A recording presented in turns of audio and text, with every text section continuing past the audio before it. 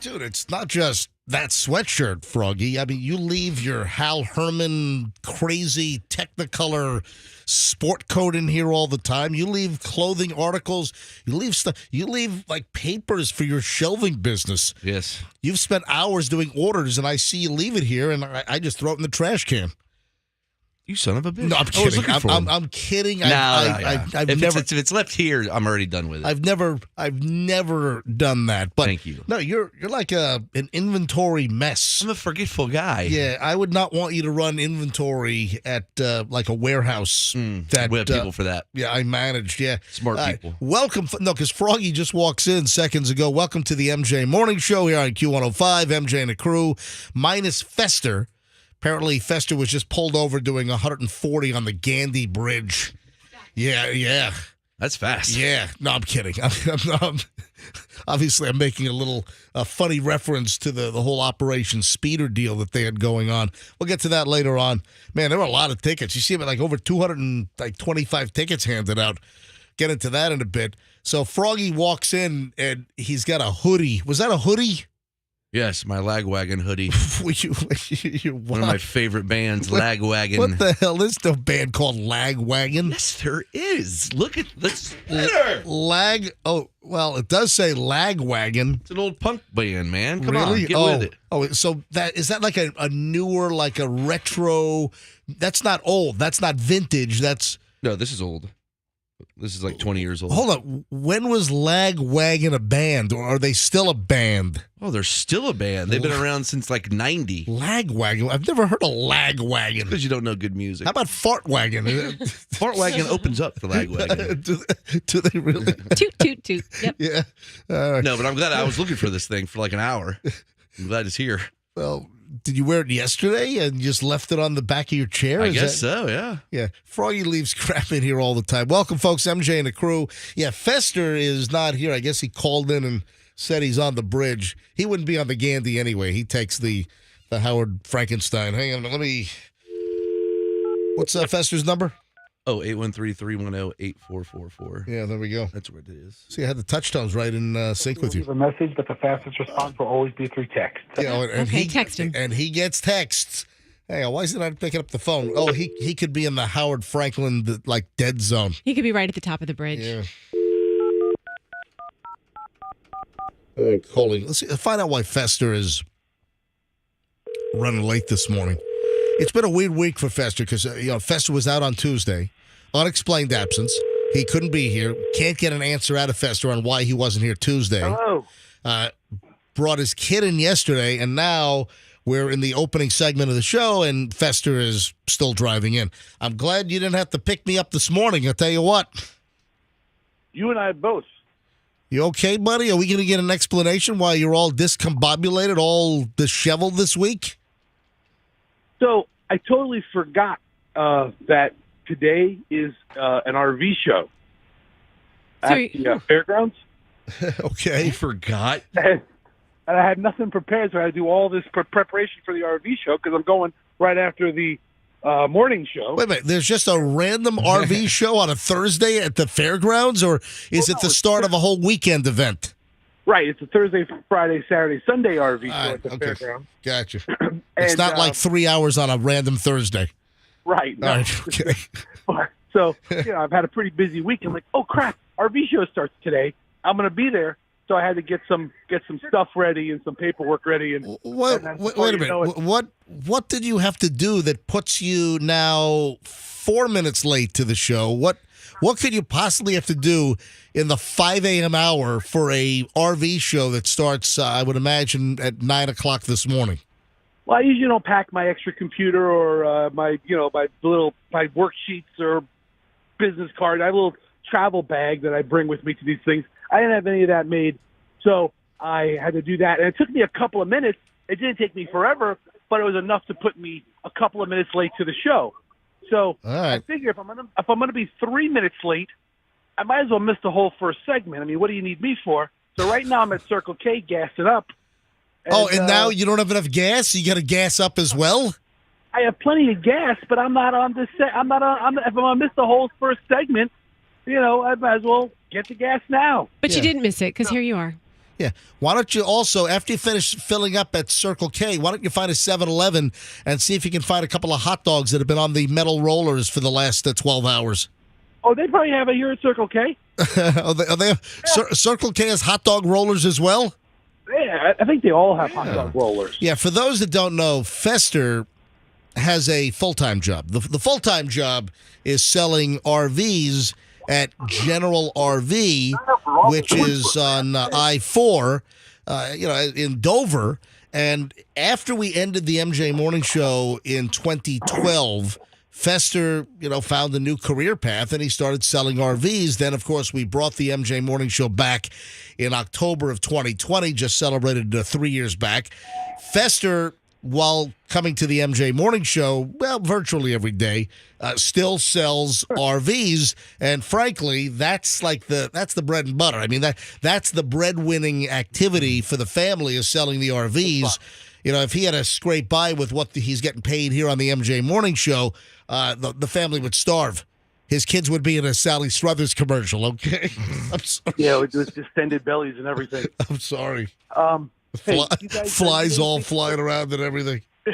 All right, you guys did it from Circle K. I stepped inside. I want some cola. I want cola gummies. Okay, let me see what they got. Yeah, get me some Haribo cola gummies. Give me a Gatorade. You want to get what color? Yellow. Yellow, rock. And Like Roxanne wants does a big Circle- bottle of Panic Attack if you have that. Yeah. Does Circle K have decent coffee? I haven't been there in a long time. Yeah, of course. Yeah, they have great coffee. Okay. Could you get me a coffee and no Splenda or anything like that? Just nothing artificial. Just some I'll bring good you cream. black, and you could doctor it up yourself. Okay, you can. But if they have better cream choices there, then bring those because they don't have. How do you good like your here. coffee? Like, how about that line out of Airplane? Yeah, like my Yeah. men. All right, Fester, get your butt in here, okay? MJ, hold on. They have Haribo twin snakes. No. They have redfish. They have orange slices. No, I want they have you. Sour Patch No, listen. I need you to yell. I need you to yell right now. Where are the cola gummies? Where are the cola gummies?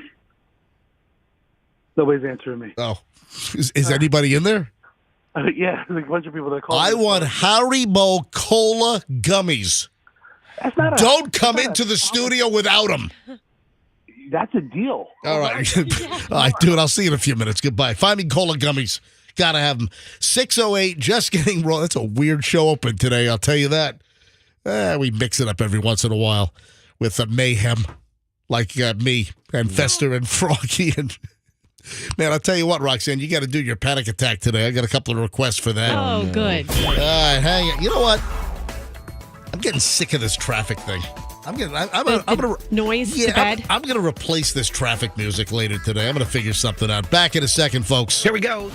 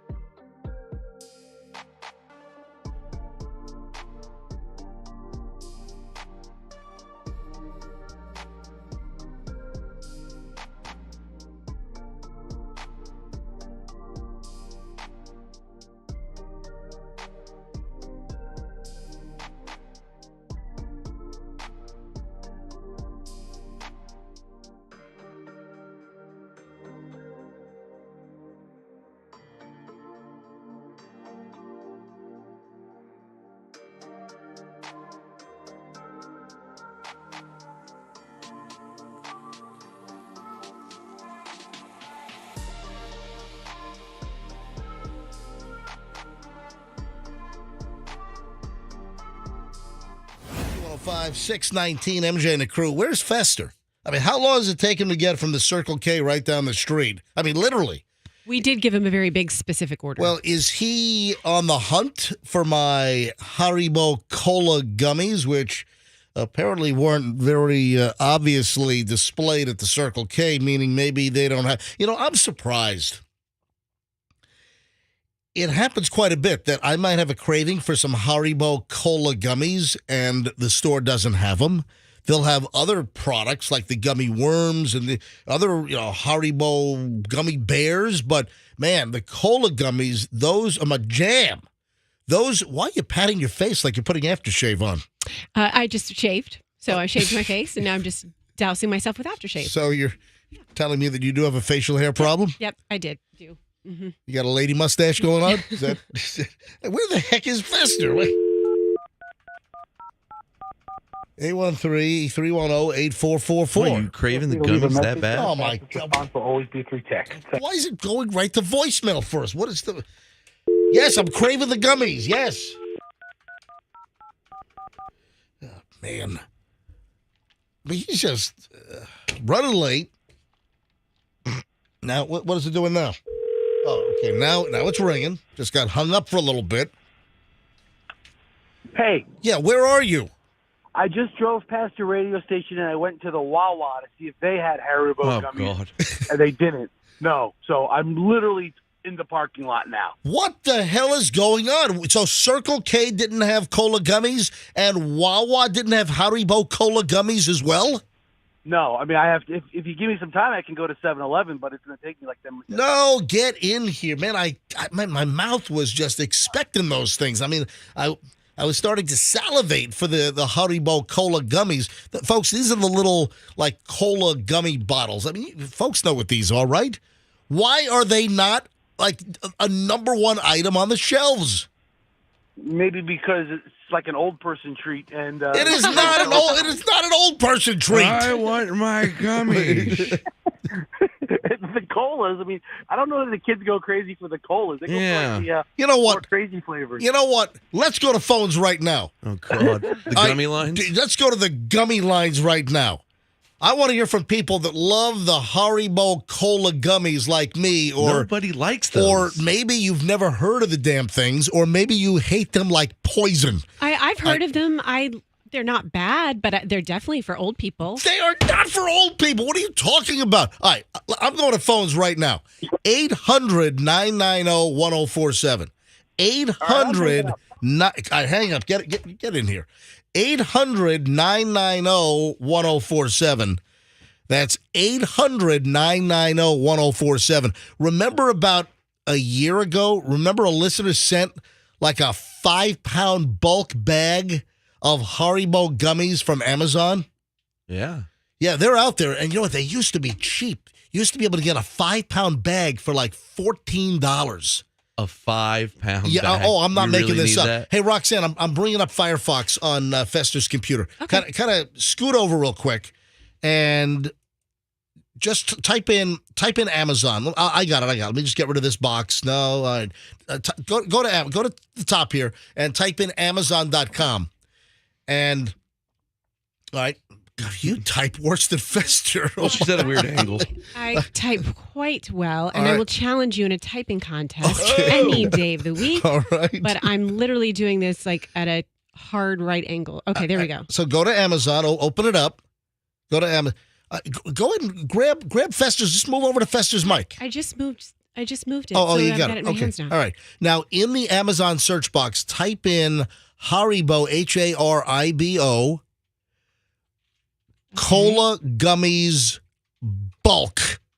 Haribo Cola Gummies Bulk. For pigs. Okay. All right. For pigs. What? All right, right there. Hold on. What is that? 5-pound bag. All right. Scroll up. Right there. $26.09 for a 5-pound bag? I'm telling you, like 10 years ago, those used to be $12 or $14 for the big 5-pound bag. Now it's 20. Oh, it's Amazon Prime. It's gummy inflation. Wait a minute. How can it be Amazon Prime if it's delivered by Tuesday, November 14th? That doesn't make sense. Or for fastest delivery tomorrow, November 10th. Yeah, that's more like it. Yeah. All right. You know, tell you what, listen, if you want to gift us and send, look at the phones. Hang on a minute. Oh, God. No, I'm not going to beg for gummies. I can afford my own damn gummies. Please. Hang on a minute. Hi, it's MJ. Good morning. Who is this? This is Steve. All right, Steve, where do you stand on Haribo Cola gummy bottles? To be honest, I used to buy them for my grandmother. You son of a... Really? But there is a store on Central that has the old gummies and old candies, Why are old-fashioned these? candies. Why are these? They're not for older people. Why? What is it about a cola flavored gummy bottle that is for old? I'm not old. Well, they're kind of bland compared to the other gummies. No, they're not. It's just that nice little burst of cola flavor. But there's a store on Central. It's an old-fashioned candy store. They have tons of them. No, but usually I've seen these at regular stores. I've seen them on the shelf. All right, Steve, thanks for getting your little licks in, buddy. Yeah. Have a nice day. Look, Kim in Lake Wales, she knows about them. Kim, you're on the MJ Morning Show. Hi. Good morning. How are you? Oh, Kim, how old are you, Kim? She grew up with I'm 54. All right, listen, you're right. You squeezed right in on that 25 to 54 right there. All right, so Kim, you like cola gummies, right? Oh my God! Listen, I grew up on these. I've been eating them all my life. Yeah. Hold on, you from Ireland or something? I'm from Liverpool. Oh, look at that. I sense the little accent there. Right, Yeah. right. Well, you can also get them in like a Sour Patch flavor. So No. Well, you're right. You're I was about to say no. No, you're right. It's like the fizzy. There's a Yeah. Oh my gosh! Now I just want a bag.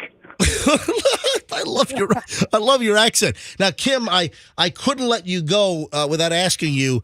Do you love spotted dick? I sure do. Oh my God, it's amazing. I make it all the time. Yummy.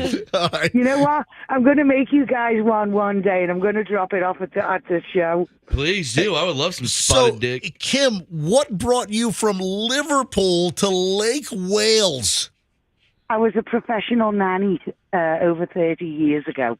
Oh, that's incredible. And Yeah. wow, so you're like Mary Poppins. Kind of, yeah. It was back then. Here we go. 3, 2, and 1. Supercalifragilisticexpialidocious. Here we go. And you stayed here. That's fantastic. All right, Kim. Yes, I did. Kim- I love America. You're in Lake Wales. It's a shame you're not actually from Wales. You're from Liverpool. Right. Yeah. Right. Kim, thanks for listening. Cheers. Have a great day, fellas. Yep. Cheers. You too. Oh, look at that. That just brightened up my morning. Dawn is in Lakeland. Dawn, you're on the MJ Morning Show. Hello. Good morning. Good morning, Dawn. And you and I actually share the exact same birthday, MJ. Every birthday, we are born on the same day in the same year. Whoa. And every year I try to call you to wish you happy birthday, our twin birthday, and I never can get through. So anyway, that's just an aside. Well, hang on, Dawn. Let's explore that for a minute. So you were born January 24th, 1966. Absolutely. Fantastic. Now, I was born in New York. Where were you born? Lakeland, Florida. You've never left Lakeland. No, only 3 years. My dad was a Marine, so we did spend 3 years away. But other than that, I have spent the rest of my being in Lakeland. All right, now, Dawn, I know the exact time that I was born on January 24th of 1966. Do you know your date of birth on your birth certificate? Time of birth. 6:14 a.m. All right, you got me beat. You are older than me. Yeah, you are. You're 5 hours, 9 minutes older than me. Yeah, but every year I try to get through to you to tell you happy twin birthday, and it just never happens. So, yes, we share the same birthday. Oh, that's nice. I was born at 11:05 a.m. Did I do the math right? I think I'm close. Something to that nature. Yeah, I think but I'm yes, you're close. I was born on a snowy day. It was like a blizzard. Seriously, I was born on it was a Monday, by the way. Did you know that? Yes, it was Monday. Yeah, I was born on a blizzardy Monday in New York. How much did you weigh? Say it again. How much did you weigh? Wait. Jeez. I believe I was like 7 pounds, 10 ounces. 5 pounds even. Oh, man, you're almost like a preemie or something. Oh man. Were you actually, was your mom's due date like May? In a dresser drawer. Oh, you what? Yes, she used to keep me in a little dresser drawer. Oh, that sounds safe.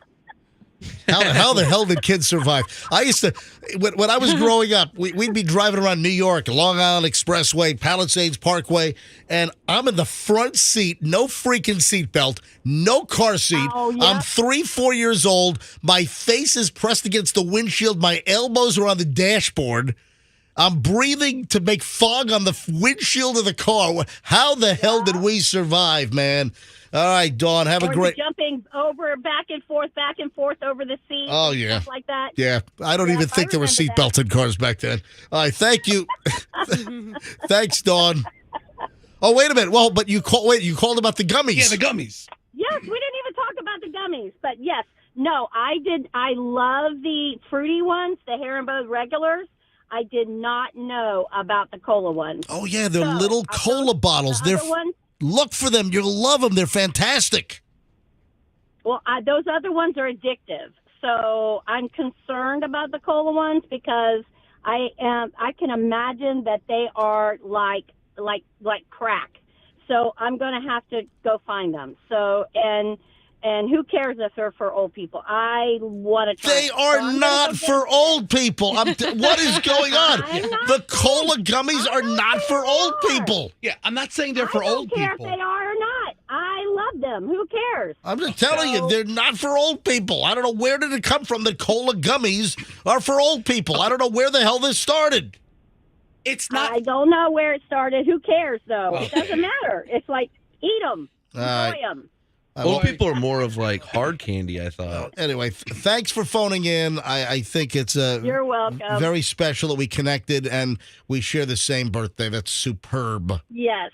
Very It special. is. And I'm going to try to reach out to you again on our birthday in the next coming couple of months. All right, well, is January 24th on a weekday in 2024? I think it's on a You guys Wednesday, plan a lunch. actually. Oh, you think what now? I think it's a Wednesday. Okay, all Yeah, right. that sounds Yeah, right. Froggy, that's a great idea. We should have an MJ Dawn birthday lunch on. Okay. Wednesday. Wednesday. Yeah. Great. Yeah, you guys enjoy that. All right. I'll make the reservations for you All right. guys Dawn, at Applebee's. Thanks for Okay. phoning in. Have a great day, Dawn. Hey, I always wanted to ask. Wait, how big did you say you were? How big were you as a baby, Fester? I was just don't know. curious. I was like 68 pounds. I was wondering. The doctor got a hernia pulling Oh, me my out. God. All right, 6:32 MJ Morning Show. Early morons in the news next. Man, I got some school fools I think we're going to do in the early morons in the news next here on the MJ Morning Show on Q105. You...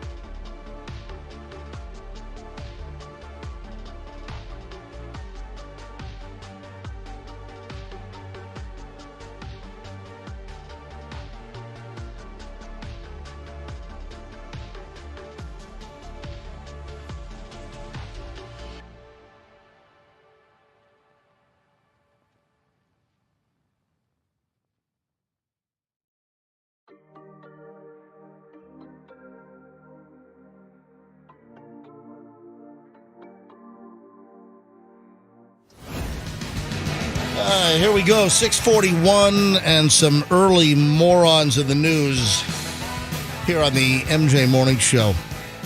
You know, it drives me nuts, when you get a classic book, you get some classic literary work, and they try to ban this stuff. Who the hell wants to ban To Kill a Mockingbird? I mean, really? I mean, I think people who support bird rights. Yeah. People against cruelty to animals. Please stop it, Fester. I mean, Is that what you read in the Cliff Notes? well, That's what going it's around about? killing mockingbirds?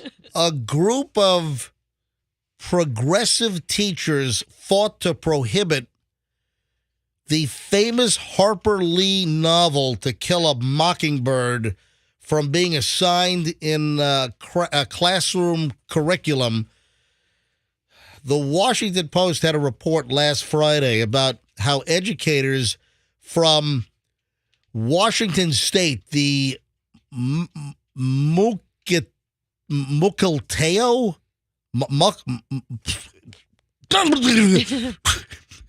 I usually don't have trouble pronouncing stuff, but you get some weird stuff in Washington, like Snohomish County, Multnomah. This is Mukilteo. Mukilteo.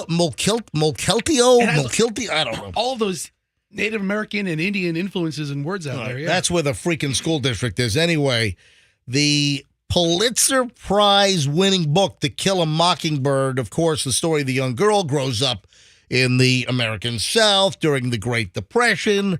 Her father defends a black man who is unjustly accused of raping a white woman. And listen, it's a classic. The movie version, Gregory Peck. I mean, it's really just an amazing, book, an amazing movie. 4 teachers, according to the Washington Post, launched a years-long quest to prohibit any teacher in the largely liberal Mukilteo school district from assigning Mockingbird.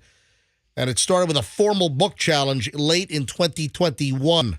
Are you kidding me? I mean, who... Banning To Kill a Mockingbird, one of the most important novels that a kid can read in middle school or high school? Never read it. Get out. Nope. Dude, never read it. Dude, why are you sweating like a pig I know, over there? It is pretty warm in here. It is not. I feel comfy, and I'm very sensitive to hot temps. No, I feel pretty warm. Yeah. My God. Well, you were doing a lot of running around this morning. Good point. You know what? Good point, yeah. You're running around town with the girl I love, and bleep you. It's fine. Yeah. It's fine. I'll still date her, and you can be angry. Listen, You got the meat sweats over there, man. Dude, you look. It's gross. Oh, my God. Yeah. That's the book that killed John Lennon, by the way. I want to get a squeegee and just like... Yes, I wanna, yes, I I'm wanna sorry, but that would be Look, perfect. you can do that. Do we have a squeegee? Look, I can do it hey, with paper. put Fester's camera on. Look, ready? 3, yeah, 2, go 1. ahead. Yeah. Oh, wow. Oh, my God, that is... Yeah. You need forehead wipers. It's very warm in here. When you start going down the path of banning books, it's just bad. That's a bad idea. That sucks. All right, that's a moron school fool story. Well, Froggy, hold on. Stop. MJ, did you miss it? What? I don't know this either, Froggy, because, like I said, I've never read the book. How did... Hold on, Froggy, why are you facing... I got sick when he did that. Go to your microphone. When I did my forehead wipe? Yeah, I'm very sensitive to disgustingness. All right, Froggy just flipped his chair My around. eyes, I almost puked. Froggy went to the corner of the room and is like staring out the window. Really? Yeah, he got my stomach is very sensitive to disgusting fat people's sweat. Okay, so thank you, jackass. How did this book kill Lennon? Did the guy throw it at him or something? What are you talking about? That's the book that he signed before the guy shot him. What?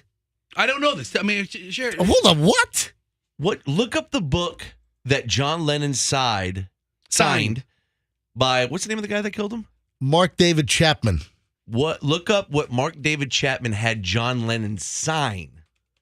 You call yourself a Beatles fan? I never said I'm a Beatles fan. Oh, no? That was I hate the Beatles. What? I think the Beatles are the worst band of all time. Wow, that's... No, I'm kidding. No, that's... The guy had him sign a copy of the book To Kill a Mockingbird, and then he killed him. Then he killed John Lennon?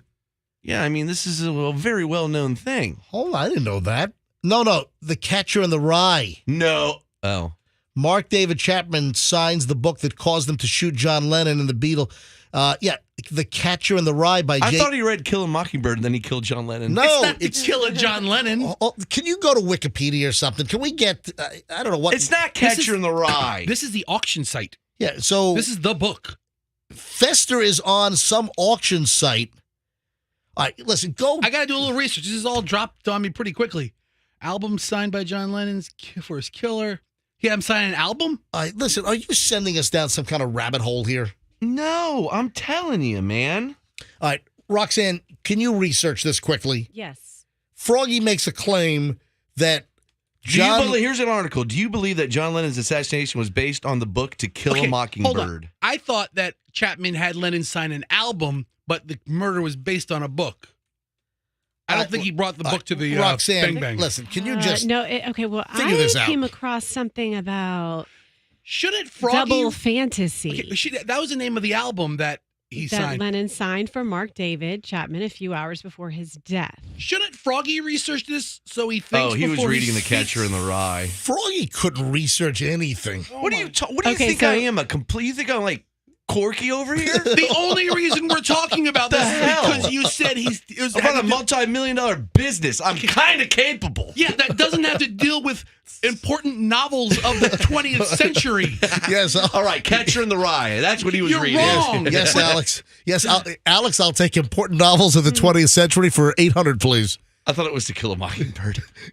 To Kill a Mocking Beetle. Yes.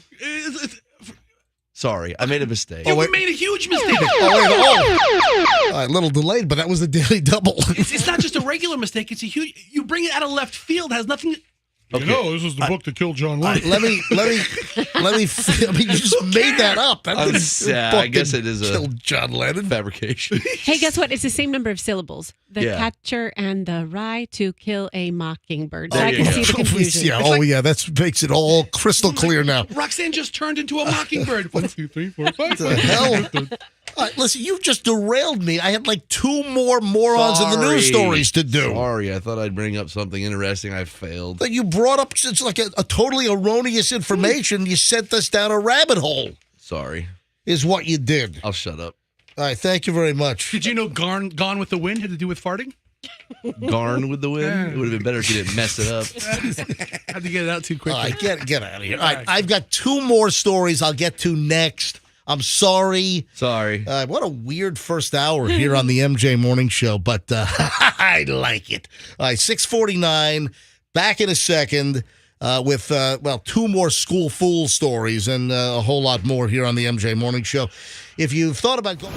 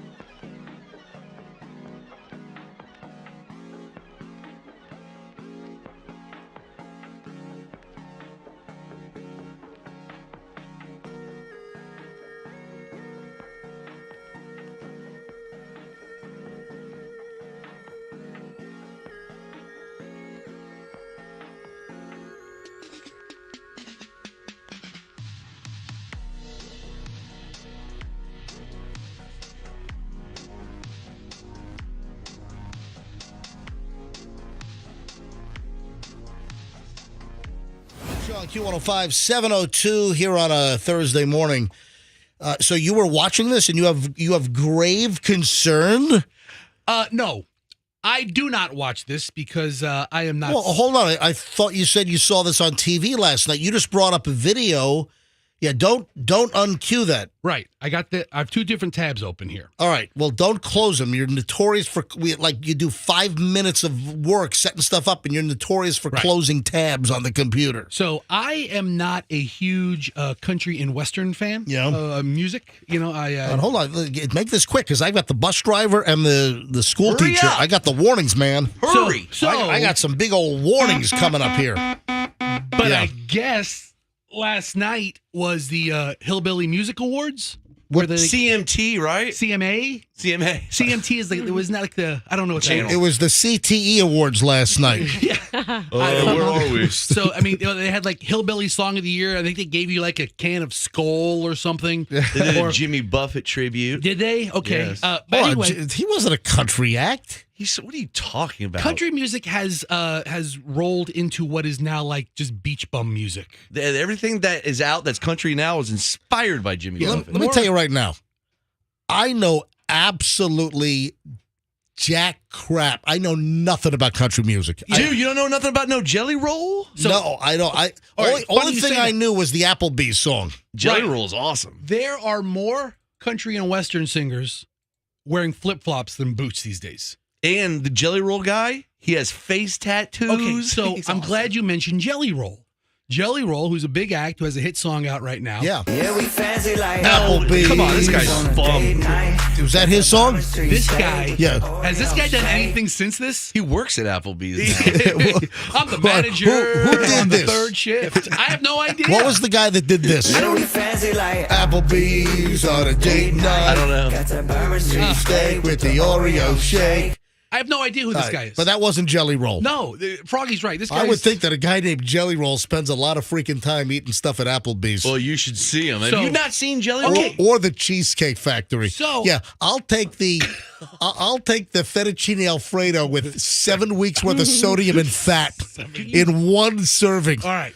Go ahead. So Jelly Roll, Right. Froggy, who looks like a fat country Post Malone. Ooh, rocks. what was that? It's a karate chop. I know. It sounded like one. She had a. Was that a sneeze? It was a sneeze. She tried Oh, to man. muffle a sneeze and it came out more awkwardly. So Jelly Roll performs his song, Yes. "Kissing My Cousin." That's the name of the song. No, it's not. And Winona Judd comes on stage with him. Right. And apparently, people are saying, and I did not see this firsthand. I had to look up the video. Well, so people are texting you? I saw it online. I was just looking for Okay. news articles and stories of what things. Oh, current events. look at this. Here's a headline. Winona Judd worries fans with bizarre CMA Awards 2023 performance. Somebody help her.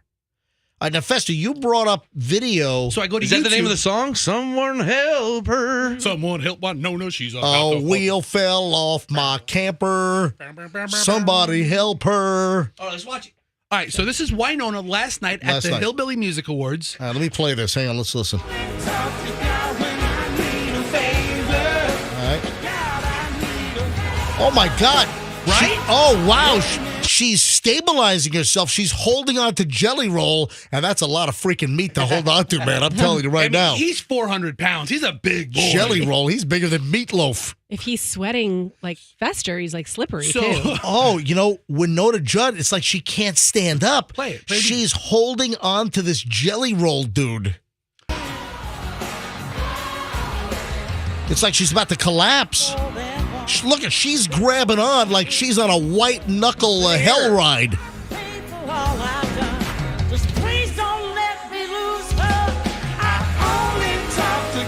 Yeah, you know what? If she wasn't holding on to Jelly Roll, she would fall over. Oh, that's Tom Cruise's ex-wife. Yeah, she looks hot. What's her name again? Nicole Kidman. Nicole Kidman, yeah. Keith Urban's current wife. Yeah. Who is another country Yeah. guy. No, that's a good point. It looks like Winona Judd is going to fall over if she doesn't. She's holding on to the guy like she's on a roller coaster with the harness broken. I mean, that's what it looks like. You don't think she's doing that for like drama and effect? No, because No. she's not moving or swaying or giving any kind of motion to the music. It's like she is standing up there for her life. And it's not like Jelly Roll can do much on stage either. Both of them are just sitting there. These are very static performers. Jelly's My afraid God. to move. Jelly Roll looks like he'll need CPR at any minute, and then Winona Judd looks like she's about to fall over like a tree at any moment. Between Jelly Roll and Winona, the stage is about to collapse. Between those two, health insurance companies are going to go bankrupt. All right? They just showed it from behind, and he's holding her by the arm. Oh, like my straight up. Let me rewind it. Let me rewind it a couple seconds. Let's see Wow. that again. Oh, yeah, it's Yeah. like he's holding onto a handle on her back. Yeah, Oh, he's holding her arm. Oh, he has got her in a full arm clutch from behind. Oh, my God. Yeah, So- what is up? I mean, listen, Winona's mother tragically, Took her life last year. Yeah. Winona's been in the news lately. She's going to be on The Voice. I saw a couple of commercials. With, Dude, I don't know if she's going to make it past this performance on ABC last night. I don't know. Who did ABC have it? Yeah. ABC. Yes.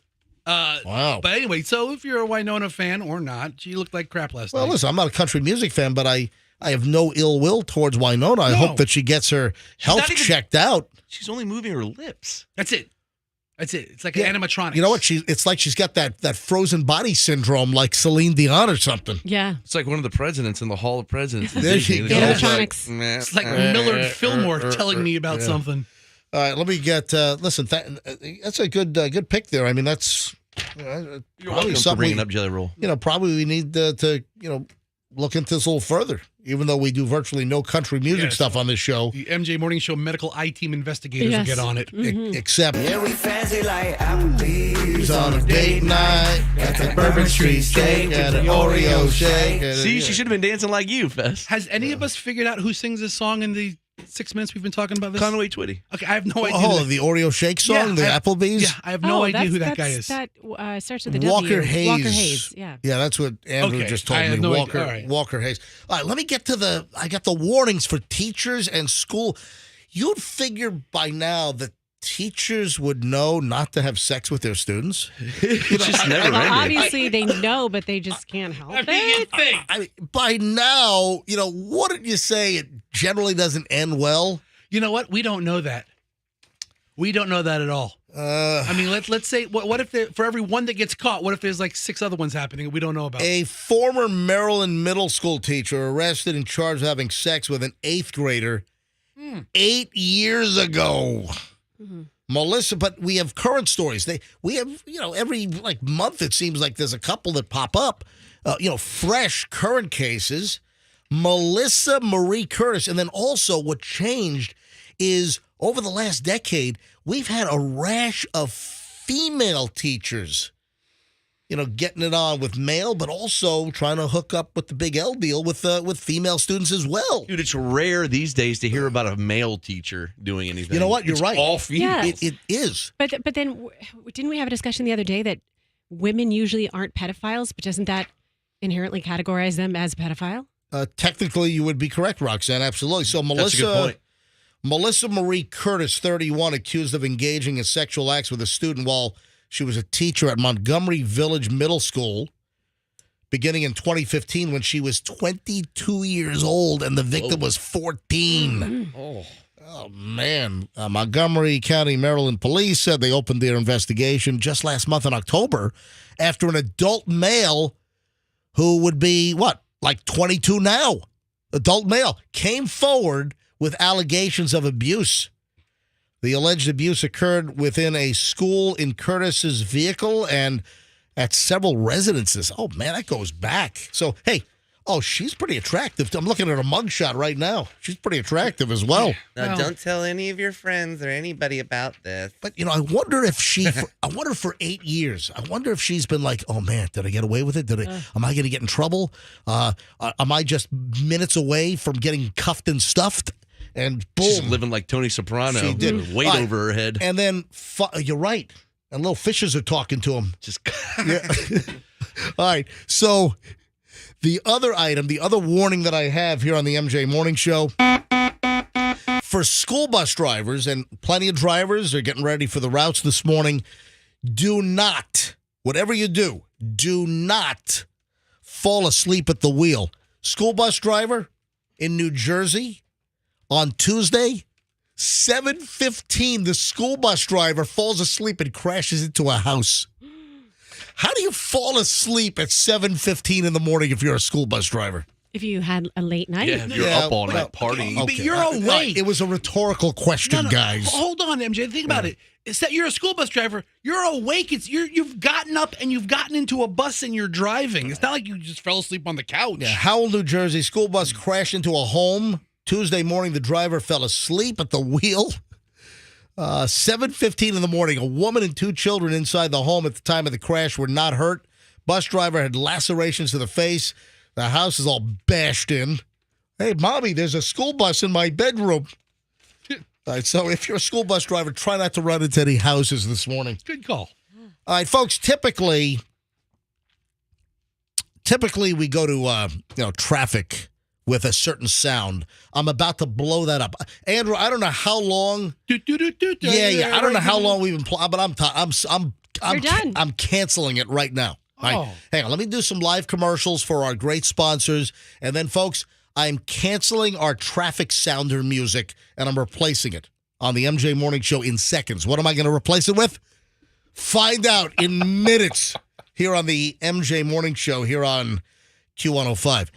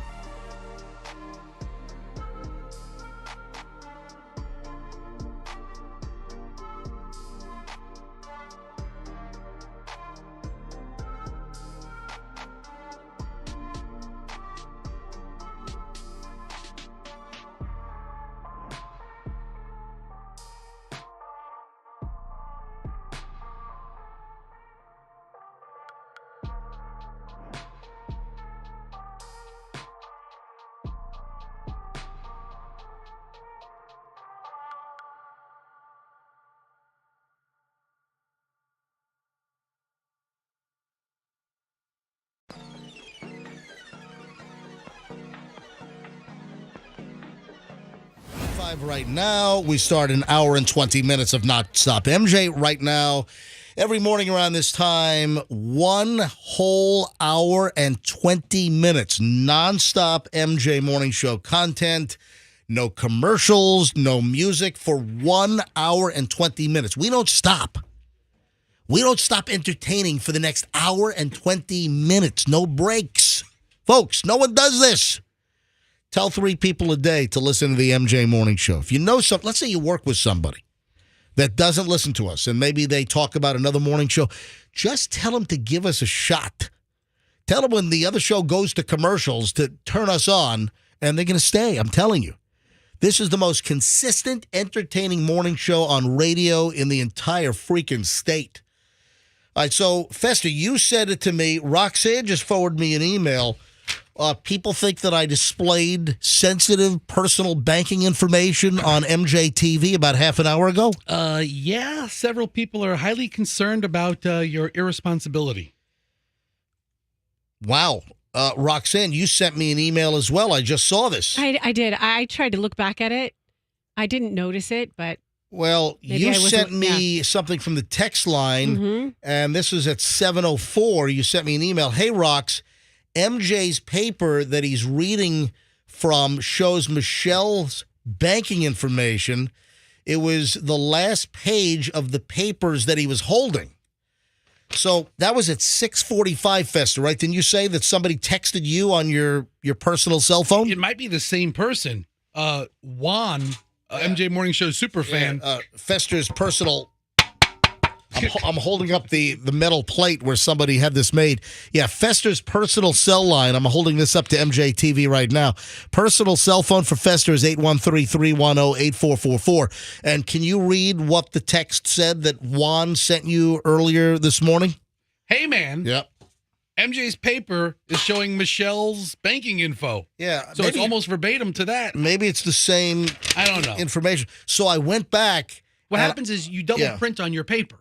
You recycle your paper. Yeah. So let me be very clear. I'm green MJ. It's not easy being green. No, it isn't. I'm going to do Rainbow Connection right now. That's pretty good. So, no, we started this a long time ago that I print up so much paper. And folks say, oh, MJ, why don't you get with the times? Why don't you go digital? Do you know what a hassle, the amount of content that we do to have like all these tabs on an iPad or something, or on a Surface? Or, it's the worst. You can't, I've got to print it out. I highlight, I make notes. I mean, I can't do it. There's too Real much old stuff. school stuff. In order to do this show, I have to print stuff out. But let me tell you that a while ago, I started bringing home all of the first run prep, and we destaple and we flip it over and I print again. So I'm getting twice the use out of my paper. You destaple? Yeah, you can't put stapled crap through a printer, dude. That's a good point. Why staple it to begin with? Just fold it. If it's a 2 or 3 page story, no, we have 100 do you know what a mess it would be? I come in with a stack like 2 inches thick some days, 3 inches thick of show prep. So weird. What do you mean it's weird? That you destaple your paper. That sounds like a waste of time. You can't put stapled paper so why staple them to begin with? I just told you, because it would be a mess. All right, both of you guys, this is awful. You guys talk about your staple argument later. Right, so that's a podcast. So here, Staples. Yeah, we got that. All right. So I held up a story and I found the story. So they said 6:45. It was a Morons in the News story, and I was talking about how teachers out in Washington State were trying to get, these are teachers trying to get to Kill a Mockingbird banned in schools. I'm like, what? So I was holding up the paper, and I guess a listener noticed on MJTV that it says online, I can see where they think it's banking. It's booking. It was online booking for Michelle, my wife. Oh. Yeah, checking in 1 June 2023. This was for Julian's graduation, and it was the booking number and confirmation on the back of the paper that I was reading, the show prep. And this was for the hotel up in Connecticut for Julian's graduation weekend. So that number will not get you into Michelle's bank account. No, it's not banking information. It says online booking information. But thanks, Juan, and thanks to whoever texted Roxanne as well, maybe the same person. Thanks for your concern. I appreciate the heads up, but it wasn't online banking information like the account and the login and the password. That's not what it at a balance of $26,537,000. No, that's oh no, I'm sorry, it's $26. I'm sorry. This is not personal banking information, but I had to dig through the trash to find what he was talking about. But no, I appreciate it. We get some great listeners around here. It's fantastic. All right, moving along here on the MJ Morning Show on Q105. I want to get into this latest Temu. You notice Temu, I don't know why it's still getting traction. You know, I've heard a lot of mixed stuff. That Temu is like an Amazon-like competitor. Temu is a Chinese-owned website. Trust me, all the data is going to the Chinese Communist Party. There have been numerous questions about the safety and security of Temu. I've also heard from people that it takes like 3 weeks for the crap to get to your place, and sometimes it's just absolute garbage. You know, hey, get pants for $2.04 on Temu. So about 5 years ago, Wish was a thing. Oh, I remember that. What happened to Wish? You know, it's still around. Was that a Chinese communist data collecting website as well? Yeah, and you got packages weeks later, and some things were okay, and other things were just total crap. I had to have these refrigerator magnets. I actually bought refrigerator magnets from Wish. I'm sure you did. But no, refrigerators aren't magnetized anymore. But well, if it's a metal panel, they are. Mine doesn't. If you've got what do you have, a wood panel on yours? Of course, it's not magnetized. You have like a stainless steel? Yeah. It holds magnets. Yeah. It does? Yeah. Try using I'll give you the magnets I ordered 5 years ago from Wish. All right. But that's when I got into this buying crap from China stuff, and it was just junk. And I'm like, I don't need any of this stuff. The reason why I'm bringing this up again, we've talked about Temu on numerous occasions, and there have been numerous warnings. Get the Temu app off your phone. If you're on iOS, if you're on Android, get the Temu app off your phone. You've granted permission for essentially the Chinese Communist government to grab your texts, your email, your contacts. They can see your searches on Google or whatever. They have access to your phone. This is all part of data collection by the Chinese government. It's like TikTok. Again, any company that operates out of China, you have to make available everything to the Chinese Communist Party. And there have been numerous warnings about TikTok having full access to everything on your phone. Photos, everything. Get the freaking Temu app off your phone. And I'm bringing this up again because there's a news story that I saw, and the headline was new questions about how safe Temu is to shop after class action lawsuit. A class action lawsuit claims that Temu is collecting much more information about customers than most online retailers and has some worried about how safe it is to shop on the popular site. If you're on Facebook, Instagram, or TikTok, you've probably seen the ads, even if you haven't used it. We recently did a report, and this is from WCPO Television, which I think it's a Cincinnati television station, about them doing a report on the incredible deals that people are finding on the site, which people call a discount version of Amazon. But more and more questions are coming up about how safe it is to use after the filing of a lawsuit claiming it may be looking at your online activity. We told you this months ago. We told you this probably last January. On multiple occasions, I said, stop using Temu. Remember, we took phone calls from people with all this Temu crap. Or people who just downloaded it or used it once or have been seeing ads for it. The Chinese-owned online retailer has exploded in popularity thanks to thousands of items under $20, from clothing to organizers, pet items. Becca Racco has been thrilled with many of the inexpensive items she's purchased since Temu's launch in June of 2022. Blah, blah, blah. I've gotten items for under $10. And on Amazon, they were over 30, blah, blah, blah. I love my little Q-tip holder. You know what? Aw. That's what's missing in my life, a Q-tip holder. She loves it. It's the best Q-tip holder she's But ever had. some people have nice remarks about Temu, but it doesn't mean they're not stealing all your crap in the background. The Better Business Bureau recently raised concerns about the retailer after more than 1,000 complaints in just over the past year. Poor quality items, delivery delays, credit card overcharges. A New York law firm, Troy Law, is going further, recently filed a class action lawsuit on behalf of a shopper, Eric Hugh, claiming Temu may be placing spyware on your phone that can track personal information. There are concerns about Temu allegedly intercepting private and personal information from its users so they can generate revenue. It may be tracking your cell phone ID, which shows which cell phone you're using, your location. So again, more information added to the pile. Get this off your phone. Don't use it. Same thing with TikTok. They are cultivating and culling your data. All of this is available to the Chinese Communist government.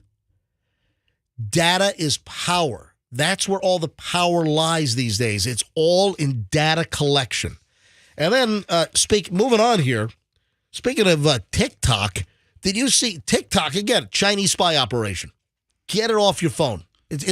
Remember, 6-8 months ago, there was this whole thing. States and government, you couldn't have TikTok on your government phones. Yeah, whole states. Multiple states were saying, get TikTok off. A lot of TikTok spying activity was brought to the forefront. And do you see now the latest? TikTok is running a whole series of feel-good commercials. What? To try to what? To try to deprogram us? To try to deactivate any concerns we have about TikTok being a Chinese communist spy operation? How feel good? Like the Publix holiday commercials? That feel good? Listen, I'm going to tell you right, I pulled the audio. So in the last week, all over the place, you have TikTok commercials, and they have a commercial set in some Iowa or Idaho senior citizen home. Yes. Did you see this commercial I yet? haven't, but that's perfect. I want to see. So they're trying to disarm us. Oh, TikTok can't be that bad. Oh, look, there are a bunch of 90-year-old women watching stupid videos and laughing in a nursing home in Idaho. All right, listen, let me play the spot for you. I'm not making this stuff up. Listen, this is running on TV right now. I'm Sarah Esrich. I'm the Life Enrichment Director at Independence Village, a senior living community in Waukee, Iowa. Everybody Iowa. here really make you feel like family. That lady's 107. My clock goes tick-tock. So they're now using little old ladies eating mushed peas with no teeth to try to disarm people, to tell you that TikTok is great and we love it. It's extending my life by 4 months because I'm laughing and I'm happy right now. They love you. Our goal with TikTok was to enrich the lives of our residents. Oh, my God. So now look at this. They're using little old decrepit ladies to try to push TikTok on us. I love the My TikTok. God. Rose broke her hip doing a TikTok dance. They're now using the Golden Girls Trojan horse. Oh, damn it. Gertrude was twerking and she fell into my cottage cheese. Damn it. And just to be able to show people what senior living can be like. I think I am a TikTok grandma. My kids think I am. I'm a TikTok grandma. I'm a TikTok grandma. The grandmas are doing all the crazy dances, jumping out of their car while it's moving, the challenges, the dangerous, Who's this? running through a wall. Who's this spry young lady? You're just a young pup. I just tick-wrapped my diaper. I'm gonna. Do you remember when Evelyn was ghost riding her scooter and she broke her hip? We're the ones that are being entertained. Listen. Time goes fast when you're having fun. Donald did the milk crate challenge and ended up dying. He broke both hips. He broke everything. Have you guys done the tricycle challenge yet? All right. That's not a good old voice. Abe died because he ate a Tide Pod. Wait a minute. 90-year-old Abe died because he ate a Tide Pod? He saw it on the TikTok. He saw it on the TikTok. All right. Now, I mean, how horrific is this TikTok? Now they're doing these little feel-good commercials, again, trying to disarm us. Now they're using grandmas in nursing homes to push TikTok so the Chinese can get all up and through our phones. Okay, it's called the Full Adult Diaper Challenge. We're always gonna do it. We're not going to change our diapers for a week. You have to drink a gallon of water. See who has to change it Let's first. do the bed sore challenge. Who can lay in bed the longest, like the grandpa from Willy Wonka? Beat you. Did you say the grandpa from Willy Wonka? Yeah. Oh, the guy's in bed for 50 years, and then he gets up and starts dancing. Oh yeah, when his legs would be Golden ticket. atrophied. when Charlie got the golden ticket, Yes. exactly. Yeah. I'm going to do a TikTok dance with Charlie. With my little beanie cap on, my little stocking cap, And my candle my holder. gnarled up toes. Oh. I love sleeping head to foot with my aunt. I've got gangrene on my feet, and my feet is in Charlie's face. Don't mind me. All right, let's move on. Folks, get Temu off your phone. Get TikTok off your phone. It's all a Chinese Communist government spy and data collection racket is what it is. Roxanne, people want you to have another panic attack on the air. I know why. Because they think it sounds like I'm doing something else. Yep. Wow. Just put that one together there, Sherlock. But listen to this. This is an email from a listener. There's no fooling you, Rox. MJ, can you have Roxanne do another panic attack around 7:45 tomorrow morning? All right, that's creepy. It's 7:42 right now. Listen. We're close. it lives forever on YouTube. We know we've talked about this before on air. There's like a thin line between pleasure and pain that kind of sound the same. So out of context, I can see why people would think that. But I can promise you that is not what I sound like when I'm actually doing what they think. Having a panic attack? No, that is actually what I sound like when I'm having a panic attack, 100%. The other thing, she's completely I quiet. thought that you said something. Exactly, because I have kids. You can't make any noise. Well, So mommy's screaming in the bedroom is, mommy's having a panic attack again. Doug's like, shut up. I thought, I don't know if I'm supposed to say this on the air. I can't remember if this was on the air or off the air. Oh, no. But Roxanne, you said something to me that when you're married, it's like the Sahara Desert, that it's just nothing's going on. I said that. I said when people get married, they stop doing it. Yeah, you said Yeah. that to me. Yeah. Was that off the air? I wasn't like, I mean, I was just saying that I was saying like generalization. We were Right. having a discussion off the air. Yes. It's interesting. The things that Roxanne, very inappropriate content. Roxanne's Always talking about, have. yeah. Roxanne's very inappropriate off the air. But I apologize because some people liked it, but there were a couple who were like, you shouldn't do that when the kids are in the car. Well, but I mean, I've got a request for 7:45 for you to have another panic attack. And folks, if you didn't hear this, this is what happened. We were talking about panic attacks, and Roxy, you brought up the story that you had a recent panic attack, or that you've had panic. Do you remember what precipitated this? You wanted to do a panic attack story because you read something about panic attacks. I can't even remember. Now. It was just yesterday, but it was a story you read. That was about the warheads, right? How this person said that the doctor said next time you have a panic attack, eat a warhead candy and it'll snap you out of it. And we talked about just changing your senses. That was the prescription for a panic attack, is pop some warhead sour candies. Now, I thought the panic attack audio, was that yesterday? Yeah, yesterday. Okay, it was yesterday. And so you talked about having a panic attack. I made the revelation, I've never had a panic attack in my life. And that is a revelation. I don't know what it is. I don't know. But listen, I realize that people do have panic attacks. Yes, I know technically what it is. I can't relate because I've never had a panic attack. I've never been in a position where I'm hyperventilating and it's like my world is collapsing. I've just entered the event horizon on a black hole. You know, it's never happened to me. So Roxanne goes on yesterday to simulate a panic attack, and people mistook that for something else. Yeah, I mean, you're breathing heavy. And now you're they like now they want to scared. now You're they want to like, hear "Oh, it again. I need help. I mean, if you listen to what I did yesterday, the sentences, the words that I was using clearly don't describe someone who I'm is just saying, in the throes of passion. If you opened an OnlyFans and just had panic attacks, you'd be rich. You'd be making $1 million like that former teacher from Missouri that we talked about. Yeah. So will you Indulge you? No. No, it's not me. I'm getting emails from listeners. I can tell you, it was like a 2 hour. It was like an hour and 20 minutes in yesterday. Go watch it on YouTube TV. You will not do the panic attack again? No, that's just a moment in time. Roxanne, what if this guy wants to give you $6.99 a month? Well, he can contact me directly on my email, and we can arrange something. Open your OnlyFans. I'm telling you. You have this guy. We have a couple different angles for OnlyFans. Well, I'm sorry, Roxanne's not playing ball this morning. Oh, played ball yesterday. Yeah, I did. But I mean, it's just I'm thinking ball about playing this morning. We need to isolate yesterday's clip and add it. That didn't sound right. Yes, Froggy. We need to isolate the clip from yesterday and add it to her ISO list. Are you kidding me? It's Andrew's new ringtone. You know what? You're probably right. I probably am. Just saying. All right. Come on, Roxanne. Just do it. MJ, stop. What's your problem? I think you want to see her have a panic attack. Yeah, so yesterday All right, she's going to do it. Oh, God. Here, Oh, yes. Yes.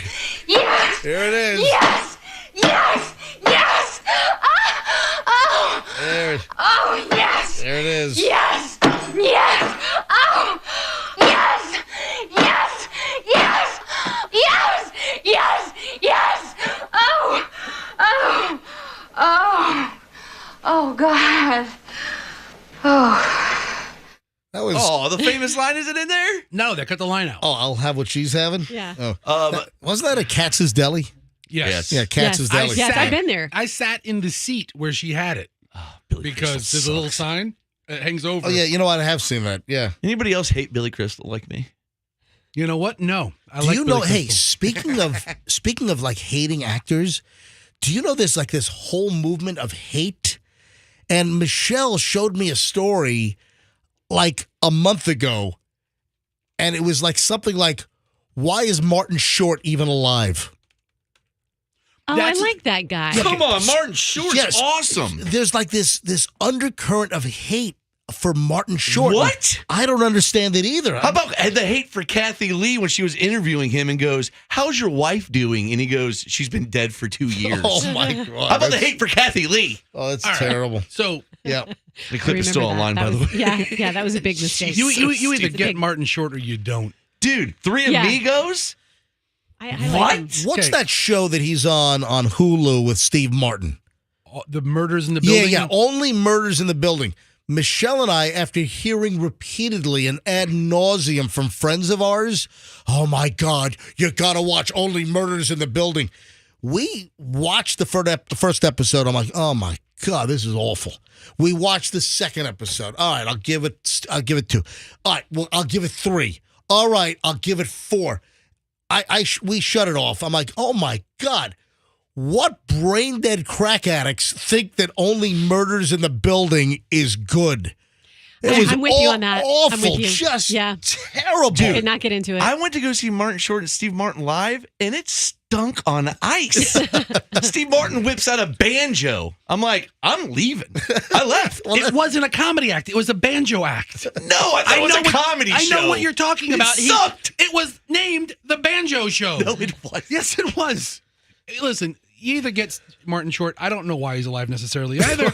However, Ed Grimley was fantastic. Do you know that Martin Short was on Saturday Night Live for 1 season? I must say. No, I think so. I think that's accurate. I think a lot of people think that Martin Short was on SNL back in the 90s for, was he 80s or 90s? 80s, maybe he was. No, 80s. He might have been late 70s. No, he was not late. No. He was like mid. He was like mid to late 80s, maybe. And no way. People think that he was on for like 4, 5, 6. No, 84 to 85. He was on one freaking season. Look, mid 80s, season 10, 84 to 85. Martin Short was on one freaking season of Saturday Night Live, and the only thing people can remember about him is Ed Grimley. I must say. No way, he's in one of my favorite movies. Yeah, listen. Captain Ron. He was awesome. If you either get him or you don't. How does Ryan Seacrest not have an underswell of hate?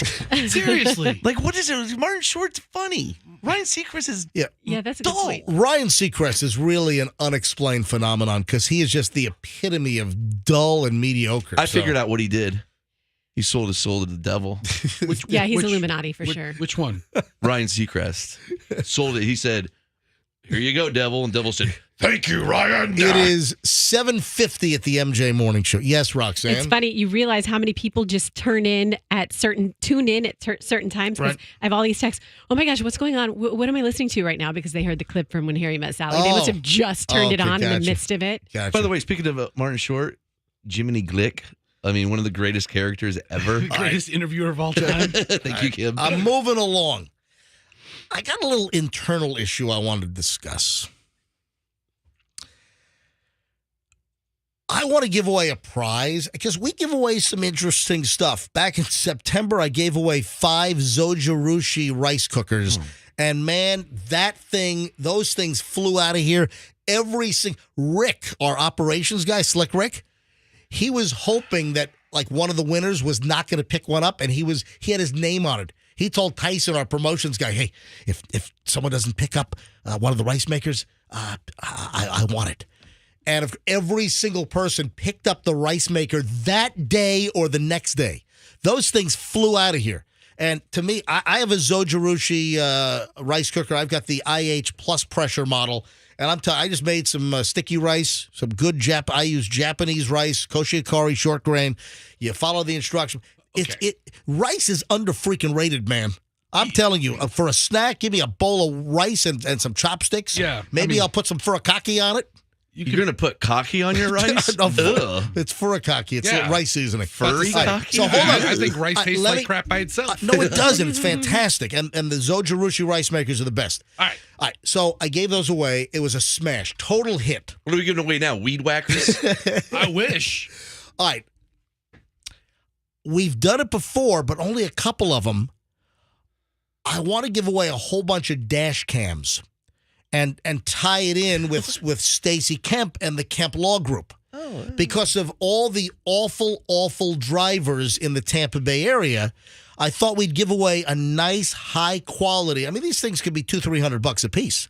I thought we'd partner with Kemp Law Group, formerly Kemp Rouge and Green. They're a longtime sponsor. They have the studio sponsorship here at Q105. I do live commercials for Kemp Law Group every single day. They're a big valued advertiser, great law firm, Kemp Law Group.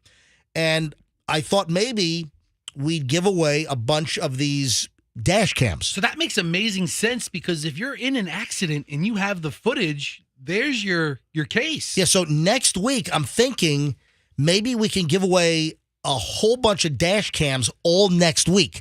So I mention it to promotions and programming, and they're like, you know what, is that really a female prize, or is that more of a male prize? I'm It's a human prize. It is. I mean, what kind of dumb question is that? Males and females everyone's on the road. A prize for everyone, no matter how you identify. Right. What kind of dumbass question Well, is that? so I'm kind of getting pushback where they're saying, yeah, you know what, maybe it's not the most, because listen, target demographic for the radio station, Wait, who's giving pushback? I've heard it from marketing and from programming that here. Okay. The dash cams, I think it would be an awesome prize. I agree with programming. What are you talking about? No, I'm just kidding. I love programmers who don't do a show. If I give away high quality dash cams next week that go on your dash, you put them, behind the rearview mirror, it captures video of the road when you drive, so you get the capture if some maniac cuts you off. I think it's, what? Let's go to phones on this right now. I would like to hear from women. I would like to hear from 25 to 54-year-old women. No, listen, any demographic, but that's the big magical demographic, 25 to 54. What, they don't think women Which is really outdated because it's really 35 plus that's spending a lot of the money these days. 35 to 64, that really. So, all right, here's the deal. I want to grab some calls right now and help me decide. I want to give away dash cams in conjunction with the Kemp Law Group next week. I'm not talking about junky little, $69 models. I'm talking about a really high-quality dash cam, $200-300 or something. So what are you laughing at? No, we're not talking junky $59 ones. No. We're talking junky $300 ones. That's no, I'm not saying that. High quality. High quality stuff. All right, folks, call us up. What do you think? Should we give away dash cams next week, especially if you're female? If you're a woman, would you like a dash cam? Would this be if a prize? If I gave them away every day next week? Would this be a prize you would like to win? Yeah. 800-990. Look, every line is ringing. 800-990-1047. Or if they're all like, nah, I'm good. 800-990-1047. So, Andrew, I see you have one. The first, I'm asking for women, and of course, the first one screened is a guy named Don. All right, hey, that could be a woman. Right, yes, I'm Don. Oh, it's Donna. No, it's Don. All right. All right, but I'd like to hear from you right now. Let me just take a couple of calls here. Should I go against management and just give away the freaking dash cams? Listen, Stacy Kemp is a woman. What? Yes, Stacy Kemp from the Kemp Law Group. Stacy Kemp loves the idea of people having dash cams. Yeah, there are some Stacy men, aren't there? Oh, there are. There's some men named Stacy. Absolutely. All right, let's go to. Listen, there are men named Robin. I know a Robin. Batman. I have a guy I know named Roxanne. There's a dude named Roxanne. Right, let me take the guy first. All right, Don in Clearwater. You're on the MJ Morning Show. Hi, Don. Hey, yeah, this is Don, and I'm a guy. Yeah, I know. The dash cams is a great idea because I got in a car accident, and that dash cam saved my case, and then I had one stolen. So, yeah, it's a great idea. Wow. Okay, so you like the idea if I give away high-quality dash cams all next week with the Kemp Law Group? That'd be fantastic. All right, buddy, thanks. How'd yours get stolen? Did they break into your car? What happened? Yeah. They opened my door. I left my car at a dealership to get worked on, and some idiot left the car unlocked. Oh, and they just came in and swiped it. Don, language. And did the dealership cover the cost of the stolen dash cam? No. They said it was not their responsibility. Well, you needed a dash cam to catch the dash cam getting stolen. So, yeah, but that's an awesome idea because it saved me on a car accident one time. I got hit by a first responder. Really? And, yeah, the cops said that it was my fault. Yeah. But I had the dash cam was still running the whole time. Oh, so wow. That's what saved my case. Wow. Thank you, Don. Appreciate it. Wait for your receipt for that All right, one. let's go to the women that I've asked for now. Carrie is in Brandon. Carrie, you're on the MJ Morning Show. Hi. Good morning, everybody. Morning, Carrie. What do you think about us giving away dash cams next week?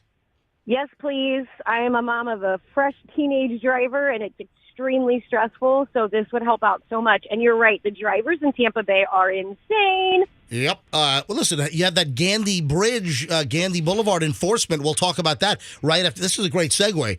Carrie, if you don't mind me asking, how old are you?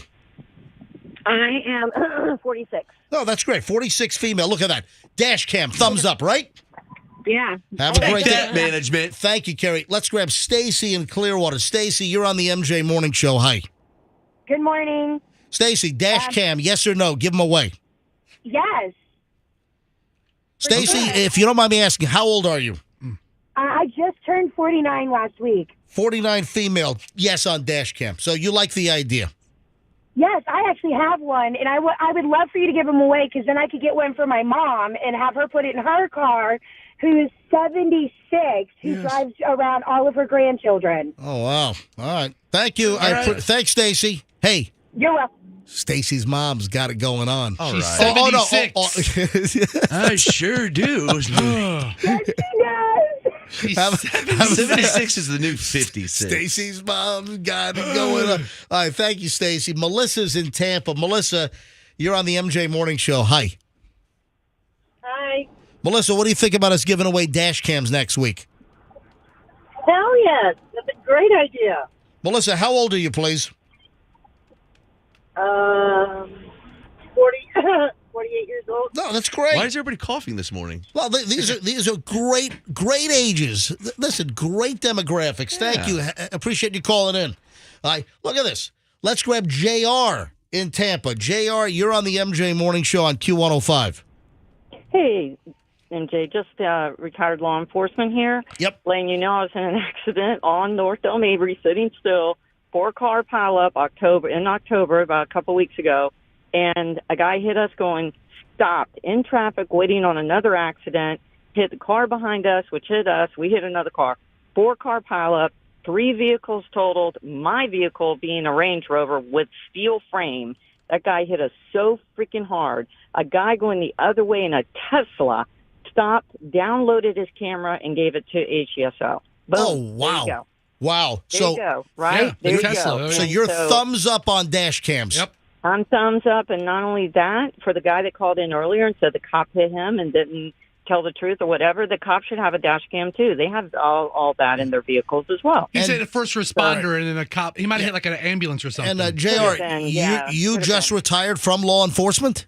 Not just retired. I retired several years ago, but yes, I did. What agency?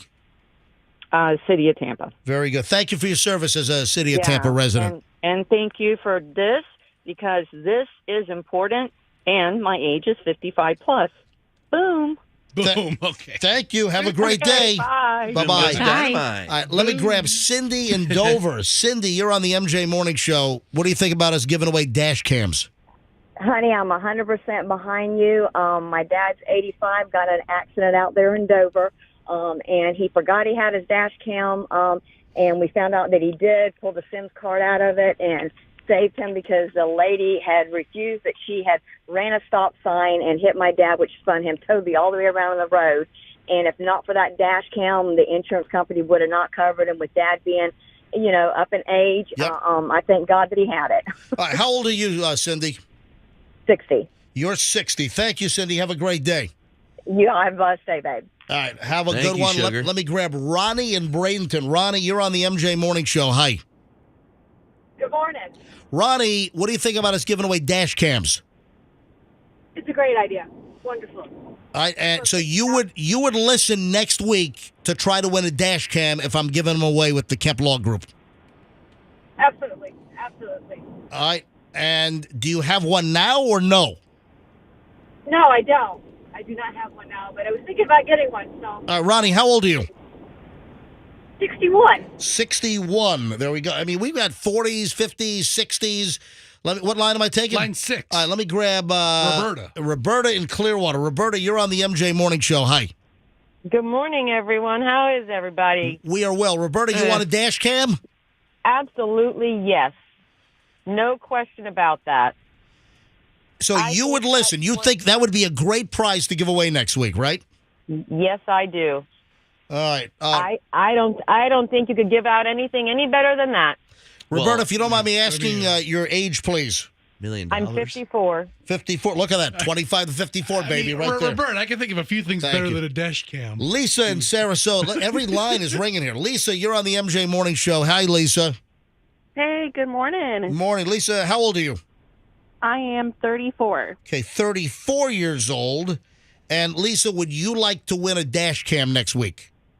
Absolutely. It's much needed. Yep. I think everybody should have one. All right, we're doing this. I mean, this just seals the deal. All right, what about people? Has anyone called in and said, no, don't give away dash cams? That was the dumbest idea ever. All right, Lisa, thank you. Keep listening. We'll do it next week, I'm sure.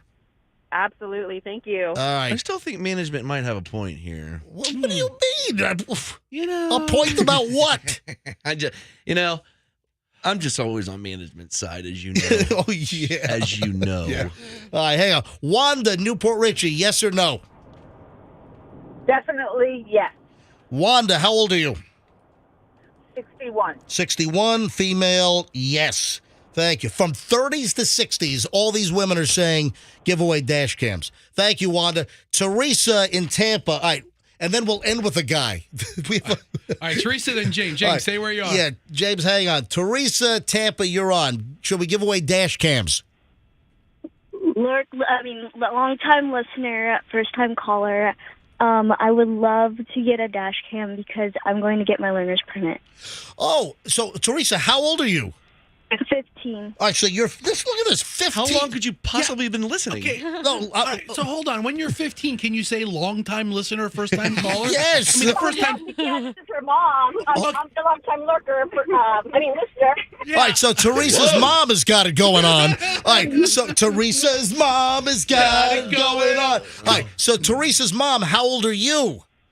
I am 43. All right. And I would love for her to get a dash cam because we've seen some crazy stuff on the I-4. Yes, you do. All right, guys, I'm doing it. MJ, you better think about. You should go to management first. No, I'm not. I'm giving away the damn dash cams next week. There's a reason why. I gotta. You know what? I gotta find out which one we should give away. You know what?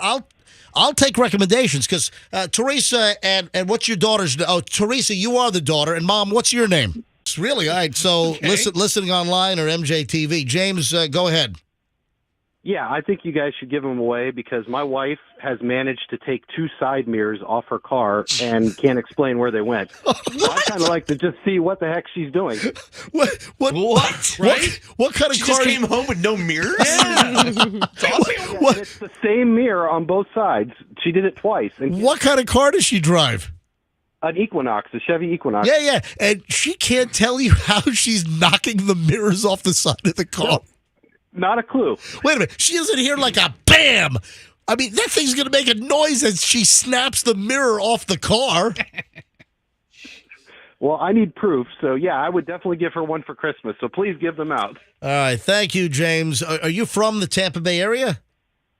No, I vacationed down there, and I heard your radio station a while back, and I started listening to you guys up here through my Alexa. And Yeah, and there's just nothing like us on Columbus, Ohio morning radio, is there? No, not even close. Yeah. Thank you, buddy. James, how old are you? I am 42. I'll be 43 Saturday. All right. Hey, happy birthday, buddy. Thanks for listening. Thank you. All right. Thank you. So I've got a nice demographic spread. I got 15 to 61, with the bulk being in the 40s that just called in. Wow. You showed them. All right. Look at that. So I have a recommendation on a dash cam. Okay, and I'll tell you what. I would like, if you are a dash cam expert, or if you know about dash cams, if you have a particular model that we should order to give away next week, go ahead and send me an email, mj@mjmorningshow.com. Because I spoke to Stacy Kemp from Kemp Law Group. She's like, MJ, order whatever ones you want. I said, listen, I can't give away some cheap crap at $58 a piece. I got to give away like good, high quality, $200, $300 dash cams. So listen, it's going to be a done deal. But if you have any recommendation of which ones I should order to give away, let me know the brand, model.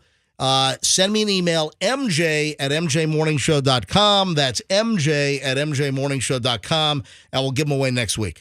Look at that.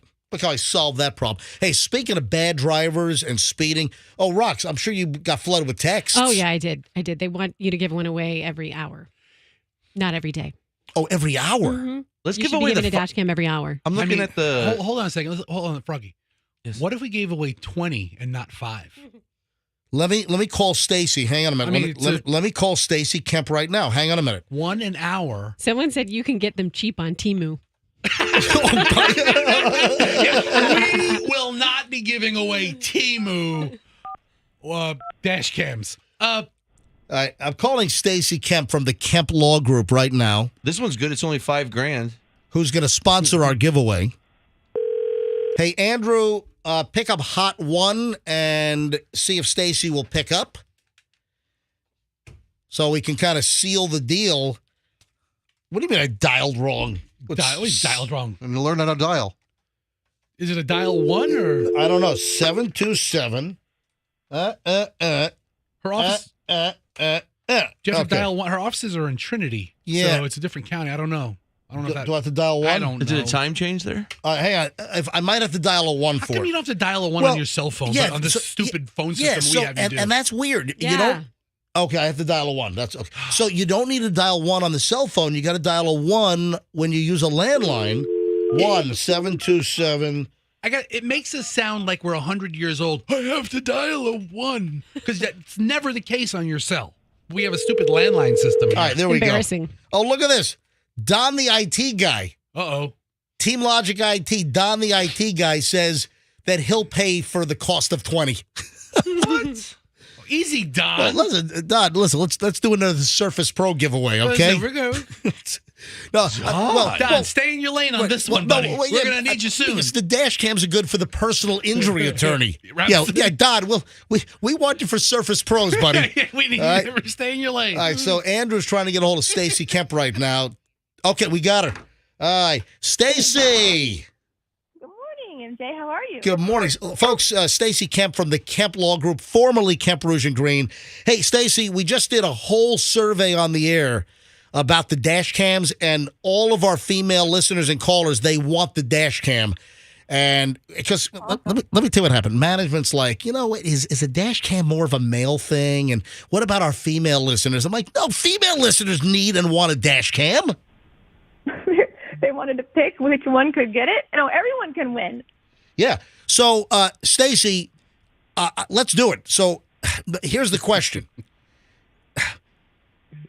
I was thinking about giving one away every day next week, but then Fester says we ought to do one every hour every day next week. Stacy, Roxanne got a text from one of our listeners who suggested that. Yes. Every hour. Okay, so how many? So that would be 20 dash cams. 20 dash cams. Okay. So we can do it every hour next. So let's say they're $200 a piece or whatever. That's cool. All right. So can I do like math? Yeah. You're a lawyer. You're a lawyer, not an accountant. So I'll tell you, I'll work the numbers with you off the air, and because I need to select, I'm trying to get recommendations for a really good dash cam to give away. So, Stacey, how about I call you after the show? All right. So that's only like probably $5,000 or so. Yeah, we can do it. 20 dash cams. Look at that. We just got 20 dash cam every hour. Every single hour next week, dash cams because of the crappy-ass drivers in the Tampa Bay area. I did have to use my calculator, though. All right. Listen, so do I. I mean, if we would have told you it was billable hours, you would have rattled it off in no time flat. Exactly. All right. Stacey, I'll be in touch shortly. Thank you for being such a great player with the MJ Morning Show. You got it. All right, I'm happy to participate. Thank you, Stacey. Bye-bye. Bye. Yeah, she's great. Stacey Kemp from the Kemp Law Group. So that's it. It's a done deal. Done deal. Do they make a dash cam that is actually green in color? Because everyone I see online is black. But if we gave away a green one, that'd be a double tie-in. Why a green one? Sponsored by the Kemp Law Group. Oh, no. But Kemp Rouge and Green. It's not Kemp Rouge and Green anymore. Still, it's like a little subliminal tie-in. No, it's another level of marketing here, people. How about we give away a red one and because it's rouge? Brilliant! All right. So I'll work out the logistics. Look at that. I just developed a promotion live on the air and completely dispelled any management concerns. Management usually knows best, though. No, they don't. I mean, they don't. I've seen some really keen programming decisions by managers. All right. So speaking of cars, dash cams, 223 tickets were given out on that Gandy Bridge and Gandy Boulevard speed operation that they pulled off over the weekend. 223 citations were issued. So the St. Pete Police Department and five other agencies, total of 6 agencies. You had FHP, you had St. Pete Police, you had TPD, I would imagine probably Pinellas County Sheriff's Office, Hillsborough County Sheriff's Office, maybe even the silver truck, the Florida wildlife trucks. I mean, 6 agencies were involved in this thing. Did they call the old boys from Temple Terrace to come down to help? I don't know. All right. Do I have a list of all the? Hey, here it is. Between the cities and the counties. It's in the small print here on the presser. So involved were Florida Highway Patrol, Hillsborough County Sheriff's Office, Pinellas County Sheriff's Office. Oh, the Pinellas Park Police Department and TPD. So I had everyone picked correctly except for the St. Pete Police Department. No. Pinellas Park. Oh, Pinellas. Yeah, I said St. Pete. All right. Yeah, St. Pete, they were like the lead spokespeople on this deal. That's cool. So 223 tickets were given out, 156 warnings. So there were another 156 drivers that could have been cited, and they were given a warning. Now, most of the tickets that were handed out on this whole Gandy Bridge, Gandy Boulevard, both sides, Tampa side, St. Pete side, but really you got a little bit of a run-up on the Tampa side, but you've got a longer stretch where you can do high speed on the Pinellas side on the Gandy. And the bulk of the tickets that were issued, the drivers were doing 20 to 30 miles an hour over the speed limit. On the bridge, the speed limit is 55. And this was a pretty big operation with 6 law enforcement organizations. Also, they wanted people to, and folks got cited. So for non-pulling over. And this is another thing. So when they had people pulled over that were speeding, other cars were pulled over for flying by in the lane right next to the police vehicles. You have to change lanes. Yeah, you have to move over a lane. When there's a police officer, a tow truck. I see so many people not obey that law every day. I see it every day. It's insane. Every day. I mean, folks, it is easy. On the right shoulder, the left shoulder, or if, let's say, there's something in an actual travel lane, if there is a police officer, a tow truck, yes, a wrecker, an ambulance, a fire truck, any emergency vehicle, you have to move over a lane. You can't fly right by them. You got to move over. I see it every morning on the bridge. There's a cop always on the right. Yeah. Well, that's for the construction crews. Yeah, he's got his blue lights on. Yeah. But here's the deal. If you can't move over, you have to drop speed to 20 miles an hour below the posted speed. That's the law. Damn. I didn't know that. Yes, Fester. Couldn't law enforcement agencies do this on any bridge, any weekend? Because when I originally saw the headline, I thought it was like a crackdown on like Gandy Bridge speeders, like the racers. I was thinking, holy cow, that's a lot of racers. And I'm like, wait, hold on. These people are going 20 to 30 miles over, which is anybody. So couldn't they do this any weekend? I mean, this is nothing. It's a lot of people, but it's not like I thought it was like the street racing that they were cracking down on. They are. Right. So the Gandy Bridge and Gandy on both sides are a problem. So they focused in on Gandy enforcement because people are taking advantage and they're breaking the law consistently. That's one of the hot zones in the Tampa Bay area. That's why you have the 6 law enforcement agencies do the crackdown and the focus on that. All right, moving along here on the MJ Morning Show on Q105. Wow. I have a list from McDonald's workers. McDonald's workers want you to stop doing these 6 things right freaking now. So if you like McDonald's, if you frequent McDonald's, employees of McDonald's have put together a list of things that customers do that drive them crazy, and you got to just stop it. Jeez. All right. I don't know that I'm going to have a McDonald's worker tell me what to do. Number 1, you ready? All right, go. Stop throwing your pickles around if you don't want them. Okay, dude, have you ever thrown pickles? You don't understand. You're the worst offender. Well, first of all, I love a pickle. Me too. But when you give me a Crystal Burger or a White Castle with a pickle on it, I'm in. Order your McDonald's hamburgers with extra pickles so you get like 6 of them, and then you can take them and you kind of throw them ninja star style, and they stick against the glass. Yeah, that's a thing. Of course that's a thing. People throw the pickles inside McDonald's on the walls and the windows. Yes, Billy Madison did that. They do pickle races. Yeah, you put 2 pickles up, they race, or you can just take them and chuck them from a distance. Any glass surface, a pickle will stick. Very frisbee-like. Yeah, that's just fun. The little mini, like little Stuart. What's that little thing, Stuart? Little frisbees. Yeah. Stuart. Yeah, Stuart Little. Wasn't that a little mouse? Oh, that was a mouse in the yeah. Yeah, I didn't know he had a frisbee line. Stuart Smalley. Stuart. All right, number 1 is stop throwing your freaking pickles around. Sorry, can't help you there, man. All right, number 2, don't stack the trays for us. Huh? I don't know what the problem is here. If you're one of those tidies... throw it on the ground next time. If you're one of those tidy folks that likes to clean up and put all the garbage in the tray to help employees, you need to stop doing that.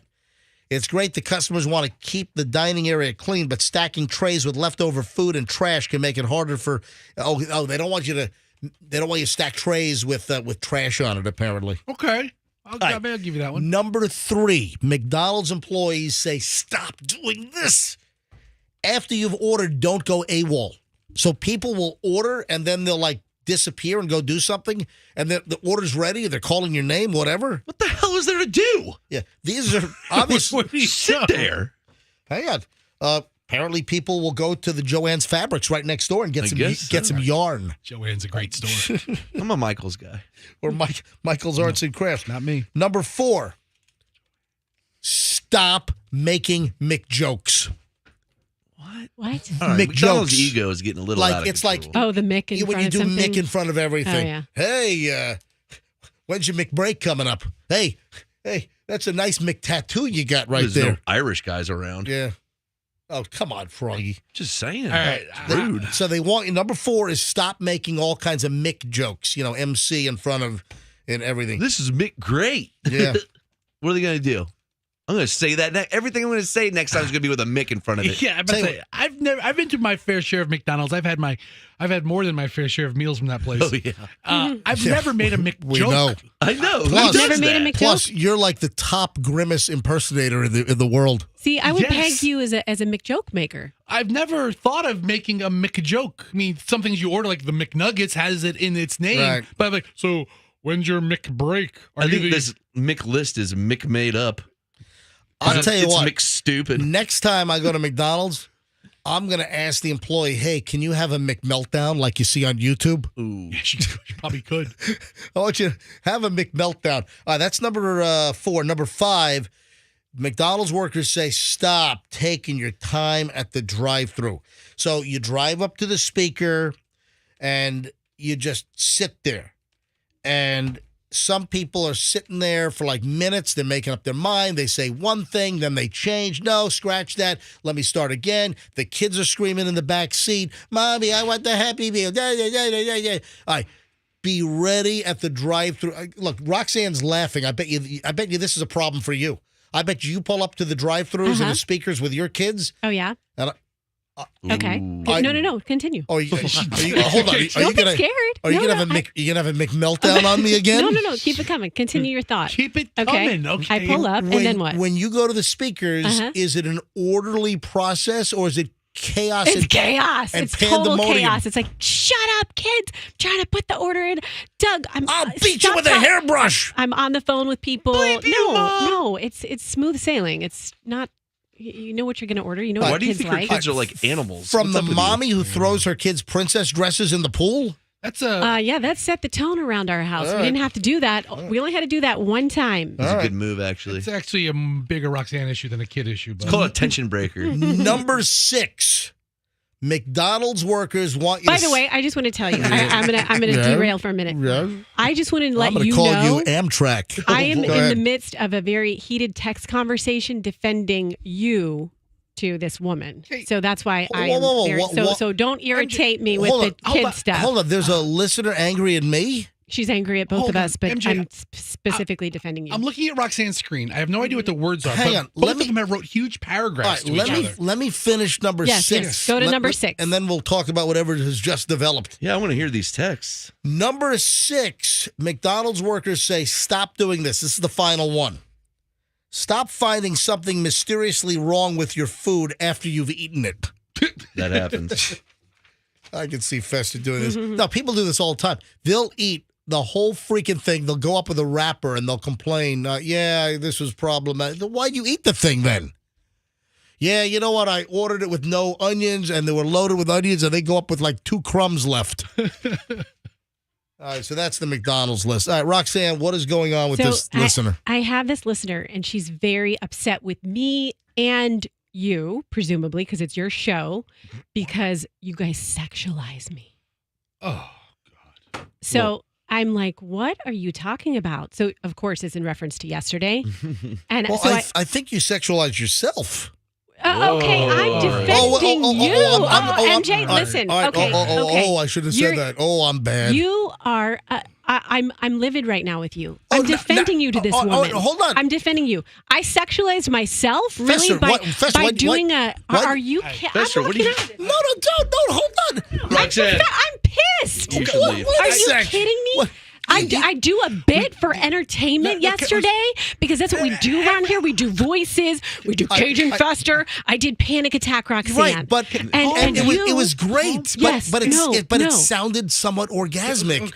Okay, but listen, oh that's, my God, that's what we do around here. I know. I can't say anything. What did I do? No, you can't because I'm defending our show to this woman. I'm like, MJ's not sexualizing me. That's not why I'm here. We're all friends. Yes. And then you bite back at me. No, you sexualized yourself. Yeah, Meanwhile, you're like, that was so low. Meanwhile, you're like, do it again today. That wasn't, but like that. You're I'm irritated. That wasn't a bite back. That was just an observation. I didn't mean. No, if it was an observation, then you shouldn't have furthered it today and been like, do it again, Roxanne. I didn't mean it. I did not mean that. No, you have to understand what I deal with over here, and I'm trying to defend you, and you make it very difficult to do that. But I didn't do anything to. I didn't mean to say anything. I'm sorry if I used the trigger word, but I thought what you did yesterday was fantastic radio entertainment. And that's why we're here, correct? But now you're going all bonkers on me. I'm sorry. because I'm trying to. It's very hard. It's like you're a bad child, and I've been talking to the teacher, and I'm like, okay, he's really, he tries hard. He just has a little focus problem, and now I'm like, okay, stop, Roxanne. Take a breath. I give up. Both It's terrible. just take a breath. Just breathe silently. Both of you, back to your corner. Say what you meant to say. Say what you meant to say. Both of you. Take a second. Back to your corner, Rox. Roxanne was trying to make a point. MJ, your first words probably weren't the wisest to spew out of your face immediately. However, you don't think before you the speak. gist of all of it is whoever has a problem with Roxanne, chill the hell out.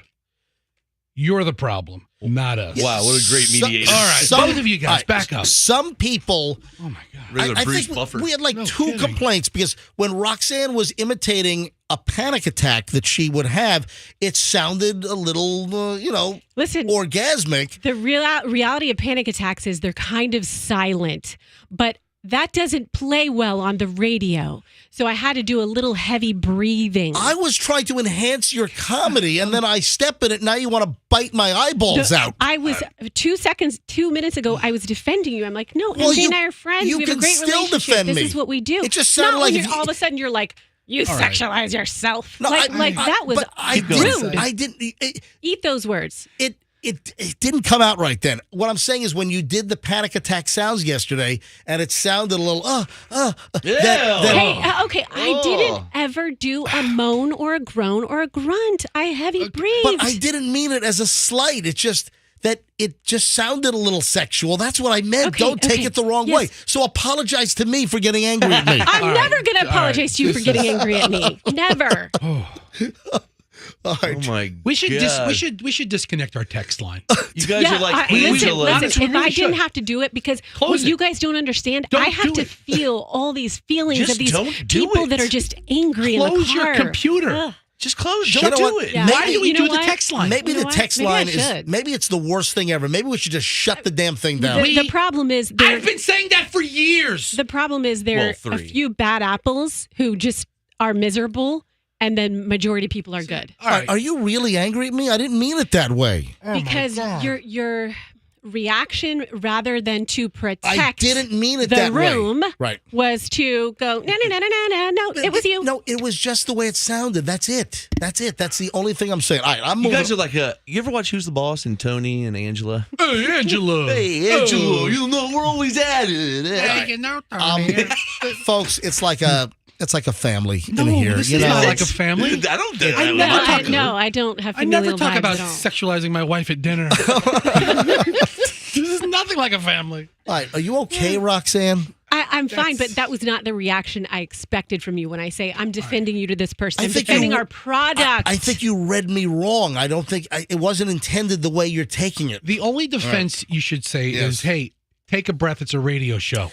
It is. Yeah, that's basically what I said. It's a freaking radio show. I've never seen Fester make so many faces. Oh, listen, MJ, we honestly, if I'm being completely honest with you, which I try to be most of the time, we should legit shut the text line down. See, now, but listen, now I've gotten like 20 texts about people who want to go after this We woman. I'm should- like, no. see- It's like in other words, there's so much support. What's the and love benefit and of it? happiness. We are a radio show. If you have a comment, call in. Or you text me on my private line, which everybody has. All right, so we should just shut off I texting. swear, people, there's a faction of listeners who we love, who listen to the show, maybe not this faction, who know that the texts go directly to Roxanne, and she reads them, so they deliberately push her buttons, knowing that she's button pushable. That's a good point. That is a good point You as know, well. it's my not that they're God! pushing Can my you buttons. just say she's button pushable? What's wrong with you? I'm walking out of here right now. See, now he's making fun of you. Yeah, See, I now see. he's making Listen, fun of it's you. not that I'm button pushable. I have a clear head. Like, this person has an issue. It's not me. Roxanne, this is a radio show. Who cares is the answer. You wrote that listener back something longer than Because the these are Gettysburg customers. Address. And These are you know what? And you'll disappear mentally from this show for like 10 minutes at a time That answering is true. these That texts. is true. Yep. We need to get rid of the texts. Okay. Yeah, let's you know what? log out. I think I Seriously. agree with Fester. We ought to just end the texting on the show. If they text us, can a message go back to them? Sorry, but the MJ Morning Show text is out of business. Yeah. Call. Just Call do it. us. Call us at 800-990-1047. Or just sit back and listen. We don't need every stupid text comment you guys have. All right. We love you, listeners. but I'm some of them moving are dumb. along. For the good texters, See I love you. It is 8:31. Roxanne, I bid you adieu. Roxanne, I apologize Thank you. if it came out wrong. Yeah, I think you're. But you're on a you hair speak trigger on before some. You're on a hair trigger on certain things sometimes. Yeah, All there are a couple let's- triggers. Let's just move along. Okay. All right. Close your computer. Shut it. No, close it. It's done. Texts are over. Done. Texts are Done. canceled. Texts are over on the MJ Morning Show. It's all done. You know what? I bet you we would get along better. It's ruined. Because a lot of times it All right. is like the texters that get me in a pissy Well, mood then close when they're the like, freaking computer. then- Listen, it is you- true because it's like they're mean friends, like passive aggressive friends are like, why are you not MJ saying that to you? And then I just like sit here and I'm like, This is I the don't most know. dysfunctional relationship I've ever seen. Close your computer, Roxanne. Just Close it up. Thing. Shut it down. Close it. I had to reach over and close You it. get with the IT folks. So when anyone texts us, we need a message to go out. Hey, thanks for texting the MJ Morning Show, but Roxanne ruined it. And text yes, I'm yes, kidding. I I'm ruined kidding. it. I'm kidding. Yes. I'm joking. I'm kidding. Stop. You don't throw. I'm kidding. I'm kidding. She's throwing. What are you throwing at me? I brought in like 200 coffee creamers that I stole from Circle K this morning. I should just chuck them all at you. All right. Move it along. The SAG-AFTRA strike apparently is over. The actors are going to go back to work. Oh, my God, I've missed the fall television season. No, but they should be able to salvage the second half of the season, right? Yeah, Yeah. if they go to work now. Yeah, it looks like there's a deal. An announcement Wednesday, the union said the 118-day strike would officially end at 12:01 a.m. Thursday this morning. So the SAG-AFTRA, which is Screen Actors Guild, and AFTRA, which is the American Federation of Television Radio Artists. I'm a SAG-AFTRA member. I'm a card-carrying SAG-AFTRA person since 1991. But I was not on strike because I'm a radio dork. So it is over. It's done. So as soon as they can start winding up like TV production, and you know what really sucks? What? You had a lot of industry folks, support folks, people that were technical behind the scenes, and they were having a hard time paying rent and mortgages. I mean, it's been really rough for a lot of people. And this has been a strike that's been 118 days. I mean, folks, that is, 4 months, right? mm-hmm. I mean, when you think of Hollywood and these actors and these people who are in the industry, you think of all the stars. And they're going to be fine. They're millionaires. They can weather. But for every one famous person, there are hundreds of people behind the scenes who are just making livings, in the industry. I heard Channing Tatum was almost homeless. Yeah, he had to. Oh, yeah. Channing he was hurting. He had to resort to selling feet pics. He's actually marrying Lenny Kravitz's daughter. So congratulations. Oh, you to know what? Channing. I did see that. I saw that. You know what? One of my friends is an actor, and he was on a soap opera for years and years. And he was in the Mariah Carey Honey video. Ooh. And his wife, I'm sure you know his wife because she's on that show. Oh, what is it with the Brooklyn Nine-Nine? What is it? Brooklyn Brooklyn 911? Not 990? Oh, Yeah. with Adam. What's Yes. what's Sandberg? Sandberg. No. What's his name? I think Andy that's cor- Samberg. Andy, that's correct. Andy Samberg. Yeah. Yeah, close. A. So, anyways, his wife is Melissa Fumero. So she's an A-lister, I would say, But I follow all of his posts because he's like, this strike is not like about D-list and E-list actors. This is going to affect everybody. And one of the big things that they are not liking about what's been offered in the agreements has to do with AI. Yeah. And they are going to utilize Right. so much AI to eliminate so many jobs. The problem is they needed guarantees and protections that original work from actors, so images, voices, that wouldn't be used by AI programs to then create computer-generated stuff, effectively putting the human out of work. So there had to be AI protections, better residuals. There are shorter seasons, so there's so much production that's going to the streaming services, like 10 or 12 or 13 episodes on Netflix or Hulu or Paramount Plus, when in fact earlier with the networks you would have 20 episode seasons or whatever. So a lot of the work has been cut in half, and a lot of folks are not making it. They're not getting by. And when you look at the number of A-list actors that are making a fortune, it is a tiny percentage next to actors who you recognize who are not making a fortune. Or all the production people, the camera folks, the gaffers, the lighting people, the audio people, the people that are doing all the behind-the-scenes stuff, the PAs, the production assistants. So there's just a better deal in the works for, from the top down. Hopefully there's a good trickle-down effect.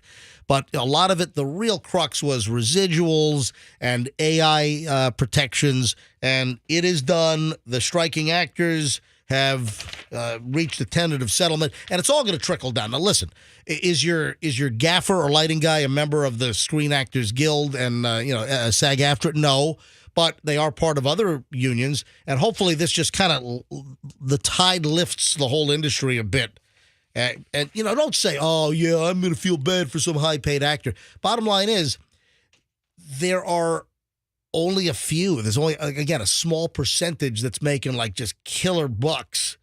I've known numerous people that have had, recurring roles or decent parts.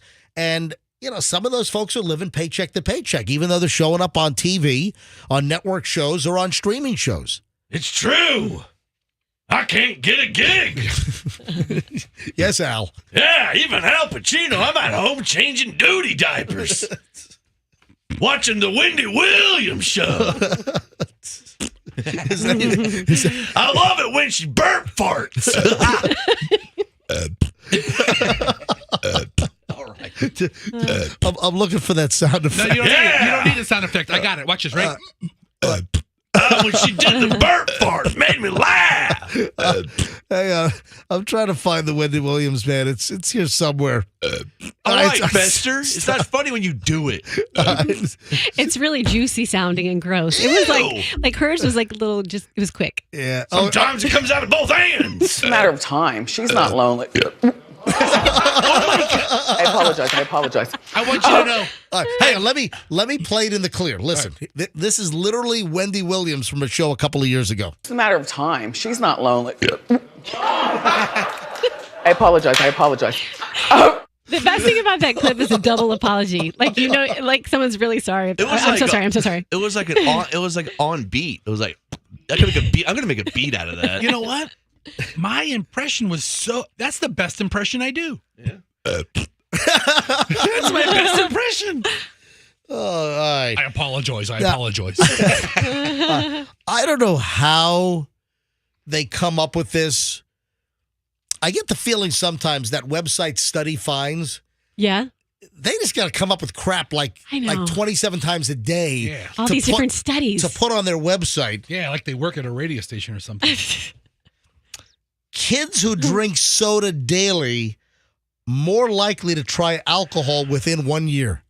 What? Wait, I saw that same story. I didn't send it to you because I was like, I don't understand this. What does this mean? If your kid starts drinking soda at 9, then they're going to start break into your booze cabinet at 10? By 10.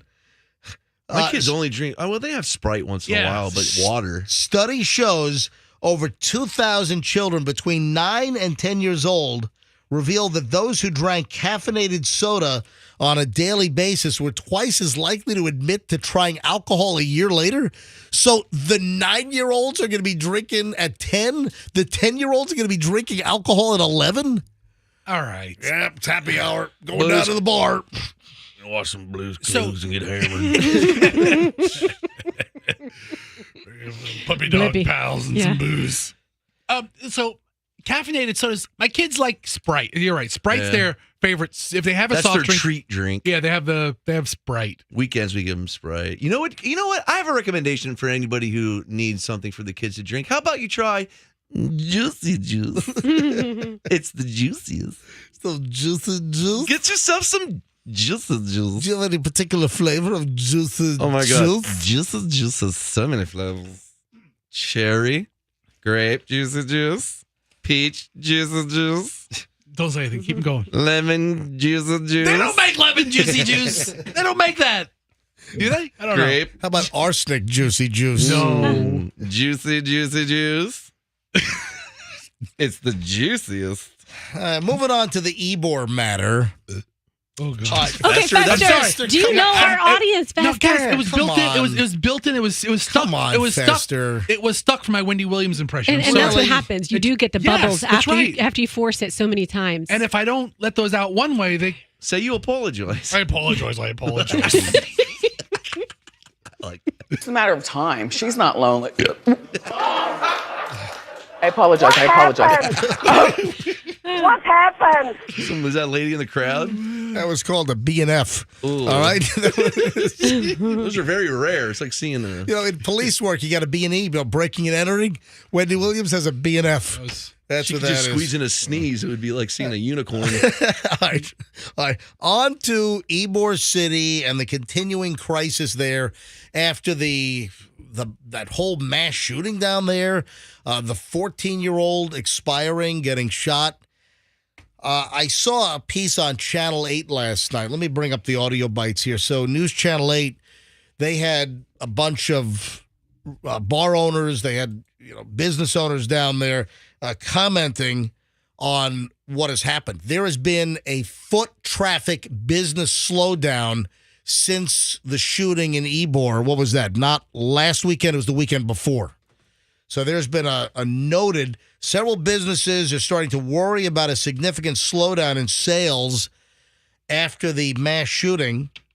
Dinner hour on a Wednesday night expected to be quiet. Many business owners along 7th Avenue said that it's been that way for more than a week. Yeah, here's some audio. I've got like 5 or 6 sound bites here. I've got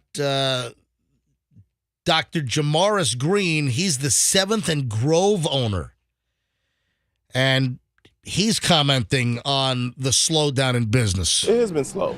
Not as much foot traffic as it usually is. It's not as buzzing as it usually is.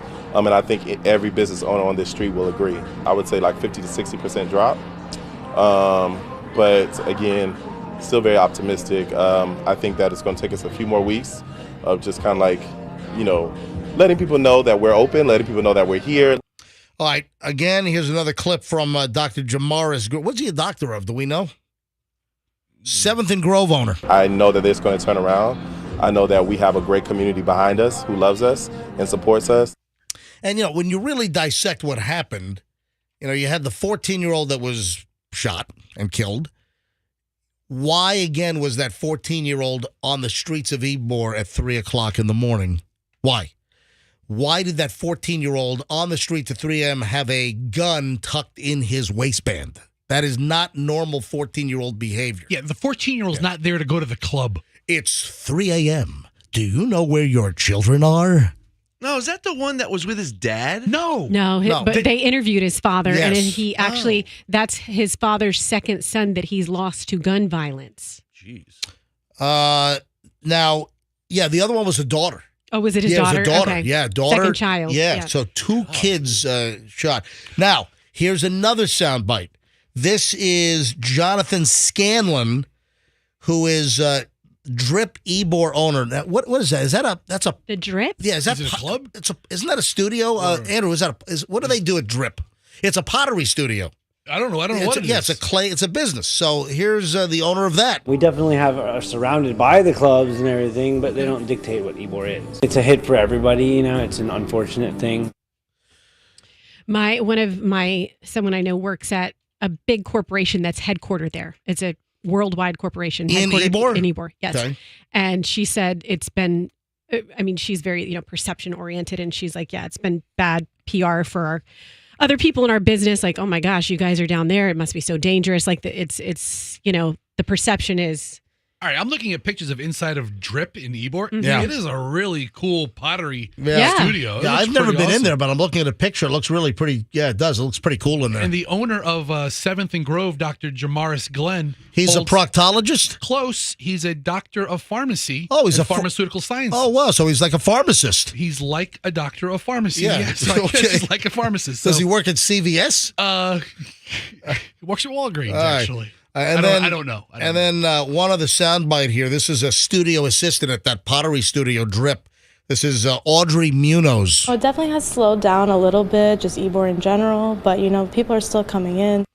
I just would like parents to make sure their 14-year-olds aren't on the street at 3 a.m. with a gun in their waistband. How about that? That would be nice. Just a little suggestion. That's all I'm asking. It is 8:46 at the MJ Morning Show. When we get back, we got to talk about bras. Roxanne, and just you're the only one wearing a bra. I mean, you better tread lightly, buddy. Fester should be wearing a bra. I'm but going braless today. That's a and every whole day. different story. Don't even bring that up. But I need to ask you about your bra. Okay. All right. This is a question really for all women regarding bras. There is a very important question. How often do you blank your bra? Mm-hmm. Hang on a minute. Okay. We'll get to that coming up next. Also, you hear about people putting rolls of toilet paper in their fridge? Dude, I told you about that years ago. No, you didn't. Mine was in the freezer. Well, hold on. Maybe it's the same thing. I don't recall you mentioning that. I heard All about it. So toilet paper in the fridge. I mean, full rolls of like Charmin or Cottonelle or whatever. It's good for you. In the fridge. Well, we'll explain what that's all about in just a second. And then a whole lot more. Oh, there's a shortage. There's a national shortage. I didn't have a problem with this yesterday. But I saw a story about a shortage of a staple at the supermarket in the produce section. A nationwide shortage of this item, and I saw them yesterday. I bought great ones yesterday. All right, hold on to that thought. All that and more is coming up. Also, my 9:10 must-hear story. And let me tell you right now, the 9:10 story is also, it's fast food related. And if you like a particular fast food item, if you love this, how would you like to hack it at home? So hang on. 9:10 must-hear story is coming up on the MJ Morning Show here on Q105. Stand by.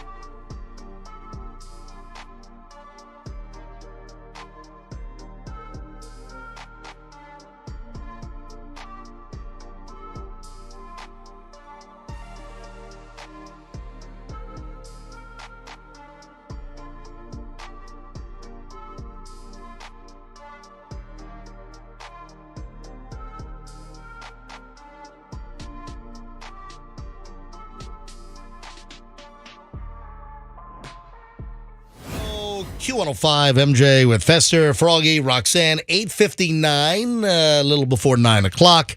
The 9:10 must-hear story is coming up in a minute. First, though,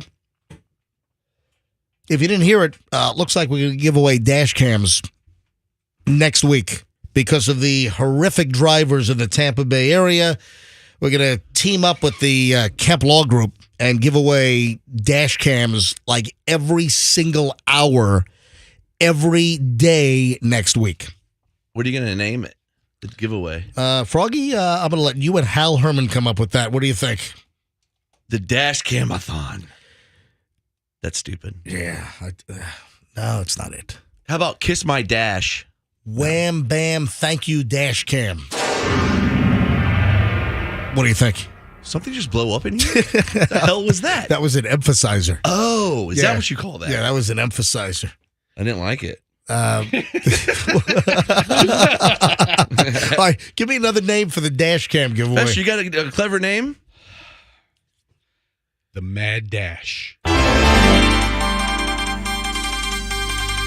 That's like Hal Herman News right there. Right? Yeah, maybe we ought to use that for Hal Herman News.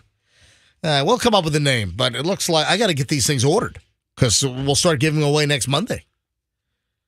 This coming Monday. Can you get them in time? Oh, I don't know. Yeah, absolutely. They're going to get them in time. I don't know. You can order these nice fancy ones. Absolutely. 20 of them. No, well, listen, there should be no issue at all.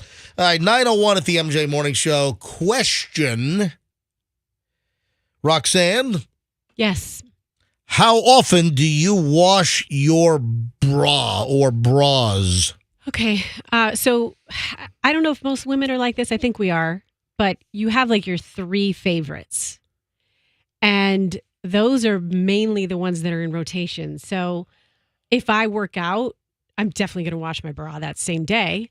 Or I'm going to wear a sports bra, so that's different. Yeah, but a sports bra is different from just a regular bra that you'd wear under like regular work clothes. But like if I do a regular work day and I washed this bra last night and I just do a regular work day, I come home, maybe I won't wash it for 2 wears. All right, so what you're wearing now, regular clothes, not a workout, you'd wear it twice and then wash it? Yeah, but I actually did work out today, so don't count today. Right. But yeah, but if I didn't work out, yes. Because there is a huge debate going on. There was like this whole, I guess, debate online on social media. And one woman says you only wash your bra once a month. Yeah. I mean, see, here's my thought. Ugh. If your armpits are right above that strap, right? Oh. Right? Yeah. But like bras, would that, you think that's similar to underwear or maybe a couple of clicks below it? Okay, so it's not like underwear. No. But it's still within close enough proximity to your armpit that if you're, if you work out, you're really sweating, it's gonna pool right in these seams. Well, here's the deal. I'm gonna vomit. So 30 days says one, you wash your bra once a month. Yeah. Then others are like, no, it's really every 2 to 3 weeks you wash your bra. And then others are saying, are you out of your mind as well? No, you should wash your bra after every 2 to 3 wears. Yeah, that's what I do. Which is what you say. Yeah. But why is there such a disparity on when a woman should wash their bra? Could you get like a nippleitis or something, or some sort of disease from not washing your bra? Probably could get some kind of fungus among us on those things. Nippleitis. Your nipples fall off or something? What the hell's nippleitis? It's when your nips fall off. Would you go see Dr. Nipsey Russell? That's good. I'm trying to think of a joke. That's good. I don't know, reference a 100-year-old guy. It's the only thing I can think of. I did have, what did I tell you guys I had? That it was like vasospastic nipple disease or something like that. Did I tell you guys when I had that? No, tell us more. You had vasospastic nipple disease? Yeah, it was when I was breastfeeding. And all of a sudden I was sleeping and it felt like I was getting stabbed in the nipple. Oh. Not while I was breastfeeding, but like while I was sleeping. I woke up one night and I was like, oh my gosh, it felt like someone was, stabbing me. You have a clogged duct? No, it wasn't a clogged duct. It's like your blood constriction. And it says it happens when blood vessels constrict and it can be very painful. Yeah. That's happened to my wiener before. Will you knock it off with the wiener stuff? I had to get one in. Yell at him, MJ. My God. All right, Froggy's got to get wiener in on every damn show. Stop sexualizing the show. I told you to stop Stop it. sexualizing yourself. Roxanne has a legitimate concern with her boob blood vessels, and nobody needs to hear about your crank. Listen, Roxanne, last hour. Froggy just sexualized himself. Listen, Where's the outpour of criticism for that? What I said came out wrong. I know. I meant, but because you do speak before you think. No, hold on. What I meant to say is, hey, it sounded sexualized. Okay, that's fine. That's what I should have said. That's what I meant to say. We're good. That's fine. That's what I was thinking, and it came out wrong. And are we okay now? We're fine. Are we okay now? We're good. I'm asking you. Yeah, we're good. How about a hug? I'm fine. He's okay. Yeah, I'm Don't fine. check on MJ. Never. You know how you have that friend that you need to call just to check in on. MJ's never that friend. You never need to check on her. Okay, I never gave MJ a "Hey, how you doing, pal?" call. Okay, I give one. Hey, are you okay? Hey, I feel like I give one to you weekly, so I just want to make sure. So wash your bra. I think every week. I think once a week. I think once a week is fine. That's what I do. Like I have my Monday, Tuesday, Wednesday bra schedule, and then depending upon what I'm wearing, Thursday, Friday, and then they all get washed on the weekend. And then braless weekend. One last thing on the bra, and I had this maybe a week or 10 days ago, and we never brought this up. I had it in the pile. It just there's a lot of prep that I do that we never get to, but there was a video or images online. And this woman caused this massive controversy. She was at one of these, workout clubs. I don't know, like LA Fitness or what are the big Planet, right? Planet Fitness. Don't look at me if you want to know where the fitness clubs are. You look right at me. What are the big fitness clubs? I don't know. Golden Corral. Don't look at Fester to name any fitness clubs. All right. Burger King. But Beware. there was an item, and this was on social media. It came up as a reel. There was a woman that was working out. Do you know these, Roxanne? You wear a sports bra. Right. But there's a new sports bra style. Okay. With the zip up in the middle. Have you seen those? I haven't. Those are getting popular now, apparently. Those seem like they'd give you a little more cleavage. Well, what it is, you put the sports bra on, and instead of just like a Lululemon or some kind of an Adidas or Nike sports bra, which is really just kind of Lycra, grabs you tight and you just put it over you. There's some kind of a new trend and style for these zip up the middle sports bras. And this woman, I think, was doing like chest presses or something. The thing busted open right in the middle of the club. Oh, no. Whoa. Yeah. Like a strip show. Yeah, and exactly. And this turned into a little thing on, look at the zipper up front sports bras. This is like a new deal. I don't know when these pop. You know what? Don't say popped. Let's go to phones on it quickly. What time is it? 9:07. All right, I can take some calls quickly. Have you ever had your boobs pop out while you're working out? No. How do we have women listening that use the zip up the front sports bras? And I think these are relatively new. Front zip sports bras. When did you start wearing it? How new are they? And listen, have you had a problem with it busting?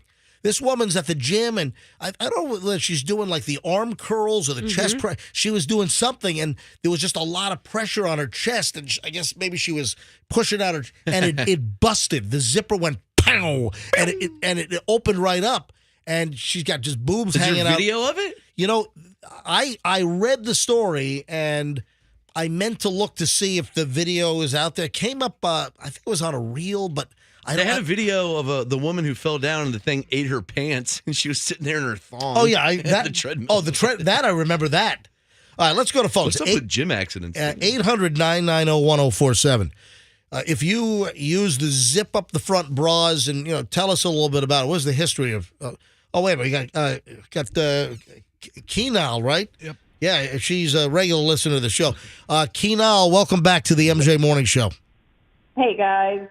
So, MJ, these bras are actually, they're not like new. They were around 10, 15 years ago, and I used to wear them. Victoria's Secret actually made them really popular. Oh, okay. All right. So, and Roxanne, you didn't know this either, huh? No.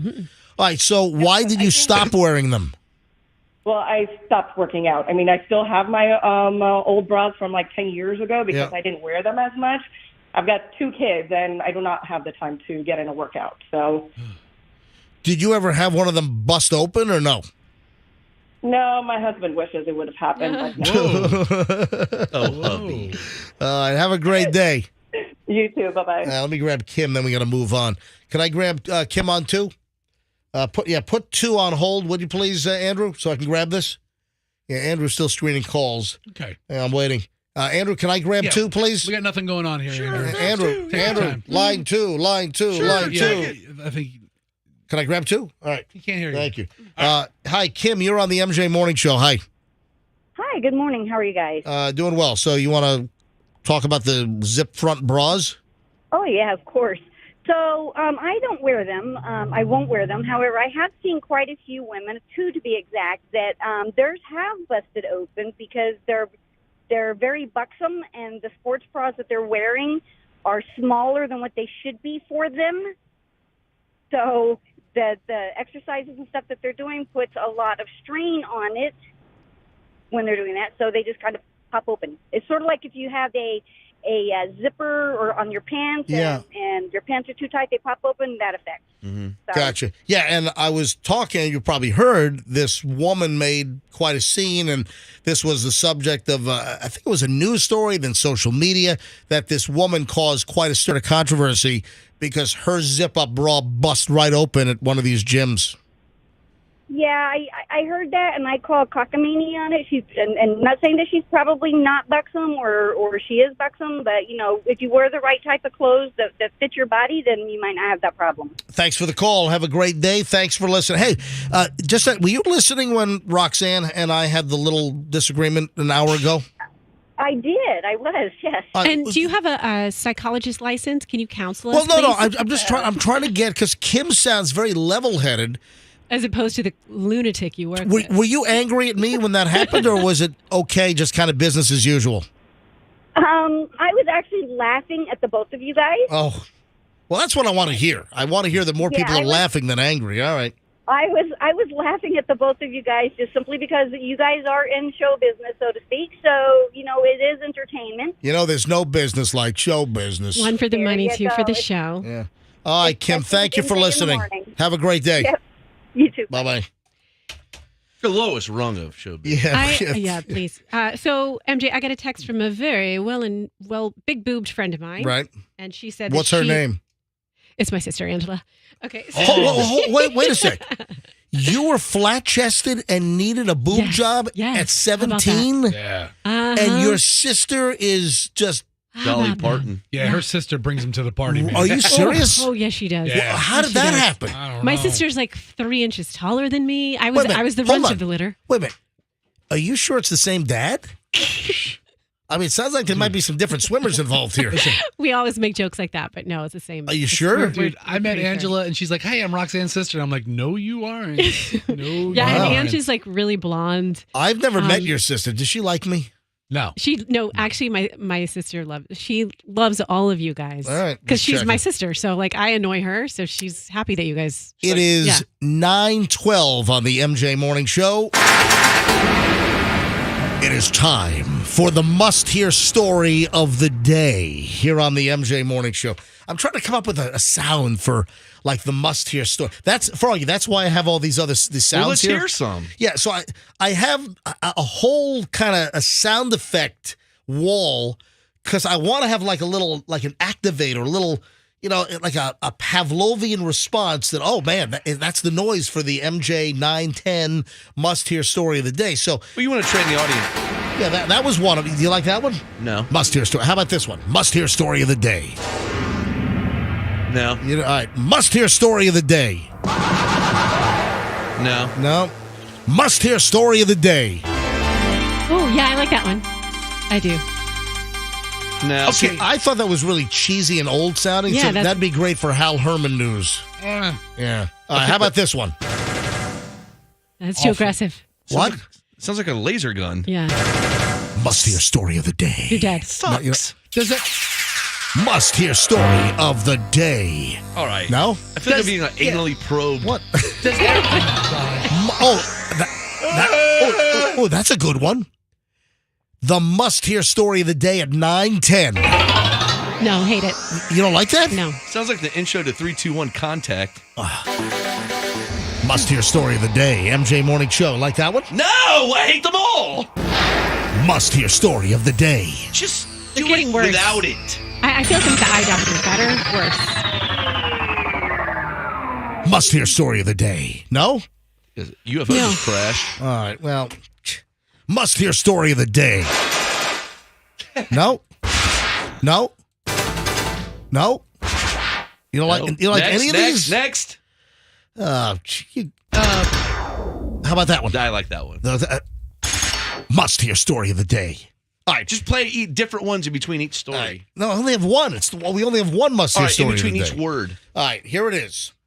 If this is like our second McDonald's story this morning. If you're a McDonald's fan, and there are certain flavors and tastes that people do crave. Like if I say McDonald's, an American classic, American original. If I say McDonald's, what are some of the staples of McDonald's that people just love? Hash browns. What? Hash browns. All right, the McDonald's. I'm thinking more maybe the French fries. All right, yeah, French fries, yeah, the cheeseburgers. You know, and I got to be honest, I like the McDonald's French fries better when they use the beef tallow or the lard. Remember? So the oil used to have like beef lard, but then there was like a whole they're still pretty good. dust up. Listen, McDonald's fries are still good, but if you could like go on a time capsule and go back to 1986, fries were better. I'm telling you right now. Well, time capsules are buried and you open them. You mean a time machine. What else? What other flavors? If I were to mention, all right, first of all, what are some of the McDonald's staples and classics? Big Mac. Yes. All right. Egg McMuffin. Yep, that's another one. So if you wanted to duplicate something at home, I'm gonna narrow this down.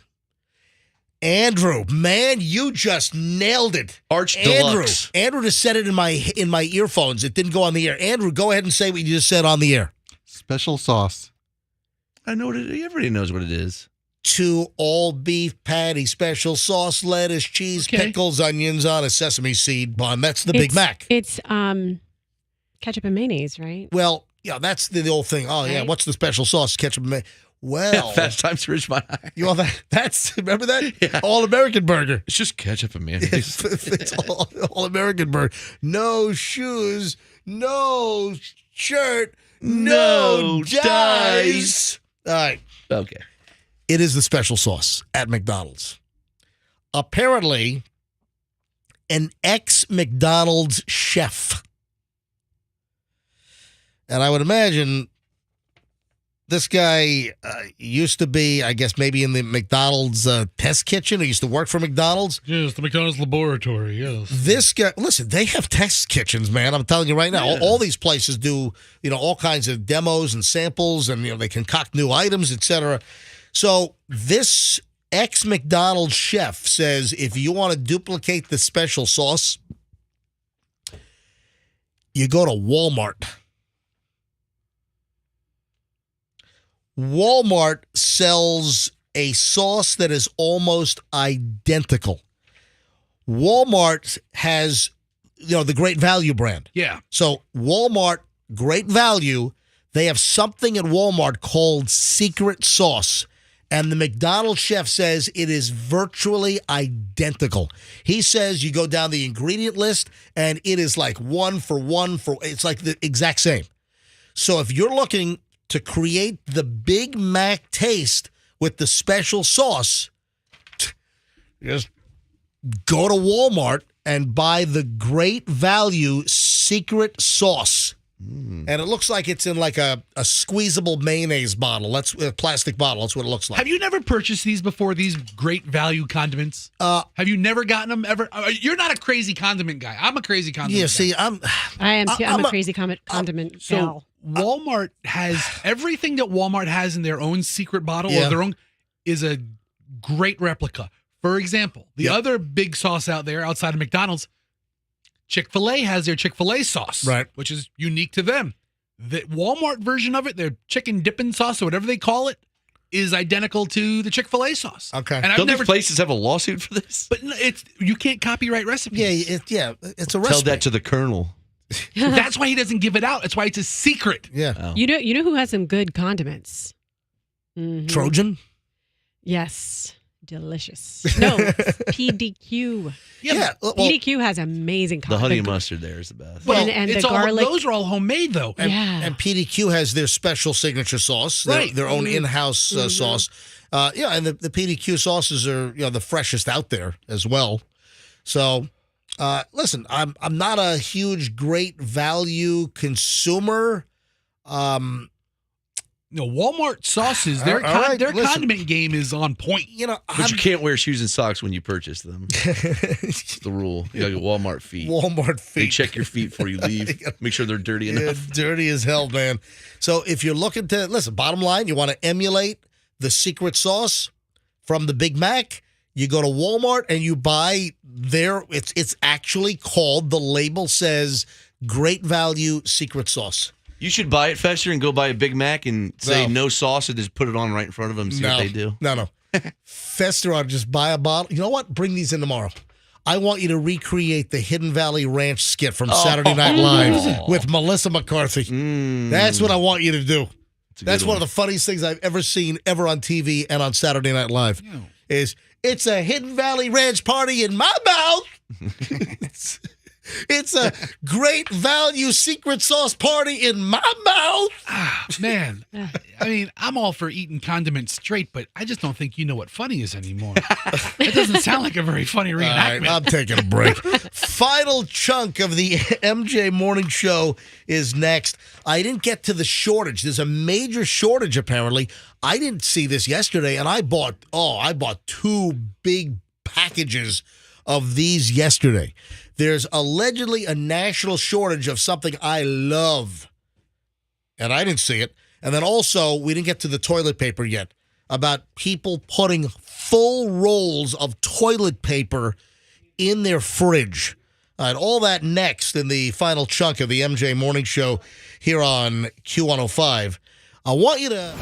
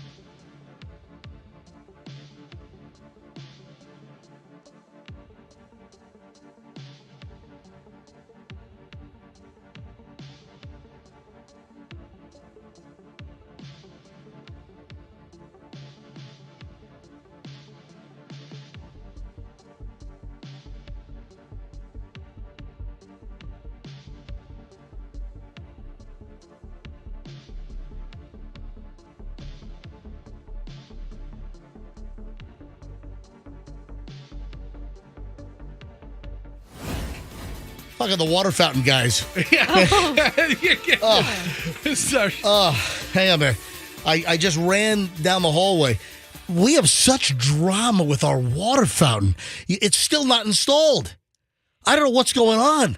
So there's a hole in the wall. They shut the water off twice in the building to put a new water fountain in, and they get the water fountain, they open it up, and there's like no compressor in the water fountain. So it's just like warm Florida, like water with no cooling. We could go to the water cooler to talk about the water cooler. That would be our water cooler talk. Water cooler talk at the water cooler. There you go. What a mess. So they're like, oh yeah. I mean, this is the longest water fountain installation ever. So have you noticed everything at this building takes a ridiculous amount of time? The elevator was broken for 5 months at least. Security. We had gimped up people that couldn't get into our building. We have handicapped employees who rely on that elevator to get to and from their office. We're a second-story office. When you were sick, we had to carry you down the stairs. When I was sick, yes, we did. Our security, our gate, or our key pass system to get into the door. 60 days it was open. This whole radio station was open for 60 days. I mean, it's really nuts. This place is like, they just signed another lease here for like 8 years. Really? Why? Maybe they got a deal. Yeah, they must have. The water fountain is taking a week and a half. Who drinks out of that thing? I've never seen anybody drink out of it. B, it's taking a week and a half. C, there's 6 guys out there working on it. There's 2 guys in the truck, 2 guys here, 1 guy downstairs. Well, did you mention we had an employee that had to stay at home for months because the elevator was not working? She was working from home. Yeah. She had nothing to do. She started smoking. Now she has emphysema. Now she's got COPD or whatever they call it. I don't know what. All right, so moving along here on the MJ Morning Show at 9:31, and the final chunk of the MJ Morning Show today. People are putting toilet paper, whole rolls. People are taking whole rolls of toilet paper and putting them in their refrigerator. Do you know why? Hemorrhoid relief? No. I mean, that's the only thing I thought of. No. Yes, Roxanne. You want the real answer? 'Cause Yeah, I do know why. No, the real one. It's because it absorbs stinky smells. It does. I didn't know. I thought that was what Arm & Hammer baking soda was for. That works equally well, maybe better, and it's smaller too. But if you want to go for the toilet paper, I guess that works too. Well, the problem with Arm & Hammer is who really replaces it once every, month? Once every 6 weeks? No, I think, why'd you look that up? I would say that the recommended replacement time for Arm & Hammer baking soda, if you're using Arm & Hammer, the little yellow box in your fridge, I would say that you should replace it every 3 to 6 months. I don't think it's every month. And that stuff's cheap. A bottle of baking soda, isn't that like $1.89 or something? Okay, so you have to replace it every 3 months. What'd I say? Okay, my wife said every 3 to 6 months. My wife put a box of Arm & Hammer in our refrigerator, and I don't think I've changed it since 2018. You know what I think? You leave it in there for years, and then you use it to make cookies. With all the absorbed smells. No, we go through the baking soda fast because my daughter gets attacked by mosquitoes all the time. So I'm constantly making baking soda paste, and you put it on the mosquito bites. Oh. Have you ever tried that? Yeah, I remember calamine lotion. Yeah, that works too. I've been doing the toilet paper thing for years. In your fridge? Yeah, but you use toilet paper. It doesn't really work. Or how about if you're on the toilet and you're like, Kim, we're out of toilet paper, and then she can throw you a nice cold roll. Does this really work, or is this one of these stupid social media video reels that's circulating? Yes, Andrew. If it does work, after a period of time, can you use it? Of course. I would imagine. And it would be so amazing. Wow. My butt smells like lasagna now. Cool. When I was pregnant, I used to put clothing in the freezer, like bras and. Why? Oh, to have the cool effect on you? Yeah, felt good. Really? I do that with my tidy whities. But do you see how long it lasts? What? According to the Google, right? And Parade Magazine busted this out. They recommend using. Look, Parade Magazine recommends using a fresh roll of toilet paper, placing it in the back of the fridge, away from anything that could leak, and throwing away the roll after 3 weeks. That seems ridiculous. Why do bathrooms stink all the time then? There's a lot of TP in there. Oh, yeah, that's true. I got to be The honest. hell? I don't really like the smell of toilet paper. I love it. Does it have a smell? Yeah, like a pulpy, A powdery, pulpy, yeah. According to Parade Magazine, do not try to reuse the roll in the bathroom. Why not? Why? Because your butt will smell like rotten strawberries. I don't know why. Because I guess it has absorbed. Does it deteriorate? The moisture in the fridge, and the moisture is like rotting fruit. You know what we ought to do? Yeah. Tell you what we're going to do. We're going to save this story tomorrow, and we're going to bring this up again and take phone calls. Okay. We'll grab phone calls on people that do the TP in the fridge, toilet paper in the fridge.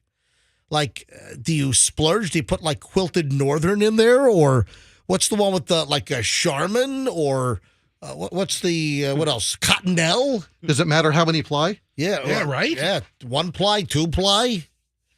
Yeah, you know what? Let's bring this up again tomorrow. There is a produce shortage on this particular item, which I'm sorry, I've seen this plentiful wherever I've been shopping lately. I have not seen a shortage of this. In fact, I bought 2 phenomenal. Now, I am the fondler.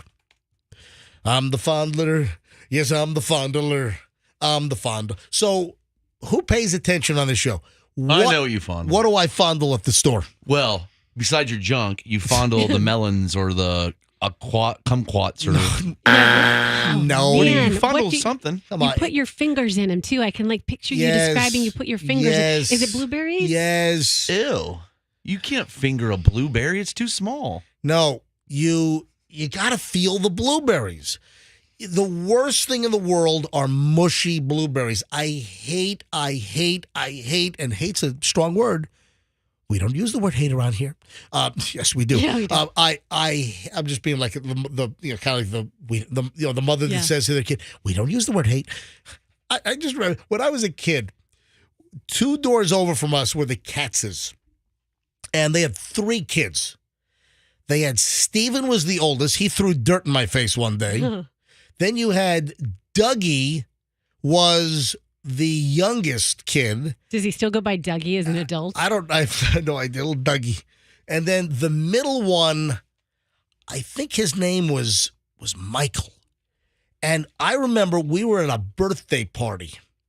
And this was at Jack in the Box. Remember I told you about the kid that threw up at the birthday party at Jack in the Box on Route 59 in Nanuet, New York? Mm-hmm. This is years ago. This is 1970s. We lived up in Nanuet, and we went to some. I think you know what it was. It was his birthday. It was the Katz's birthday party. And now Dougie and Steven were procreated by the parents. I think the middle one was adopted. I think it was an adopted kid. And it was his birthday party where somebody threw up at the Jack in the Box. And then after that, my mom would never take me to Jack in the Box. No, it makes you throw up. I'm like, no, it doesn't. I didn't throw up. One kid threw up at Jack in the Box, and then my mom won't let me have Jack in the Box for the rest of my life. We're not going to Yak in the Box. No. It makes you vomit, little toddy. All right, now, at that same event, the middle Katz kid, it was his birthday party, if I'm not mistaken. He picked up one of the chairs at Jack in the Box. He got angry at something, and he hurled the chair across the restaurant. What's he doing? Yeah. And I wonder if my brother was there. And the mother, what was her name? Her name was Cindy. Cindy and Sandy Katz. Those were the parents. Father was Sandy, mother was Cindy. And she said, now, Michael, we don't throw chairs across restaurants. And that was it. That was like the only, we don't do that. We don't do that. So it's kind of like that same thing. We don't use the word hate. No, we don't. No, we don't.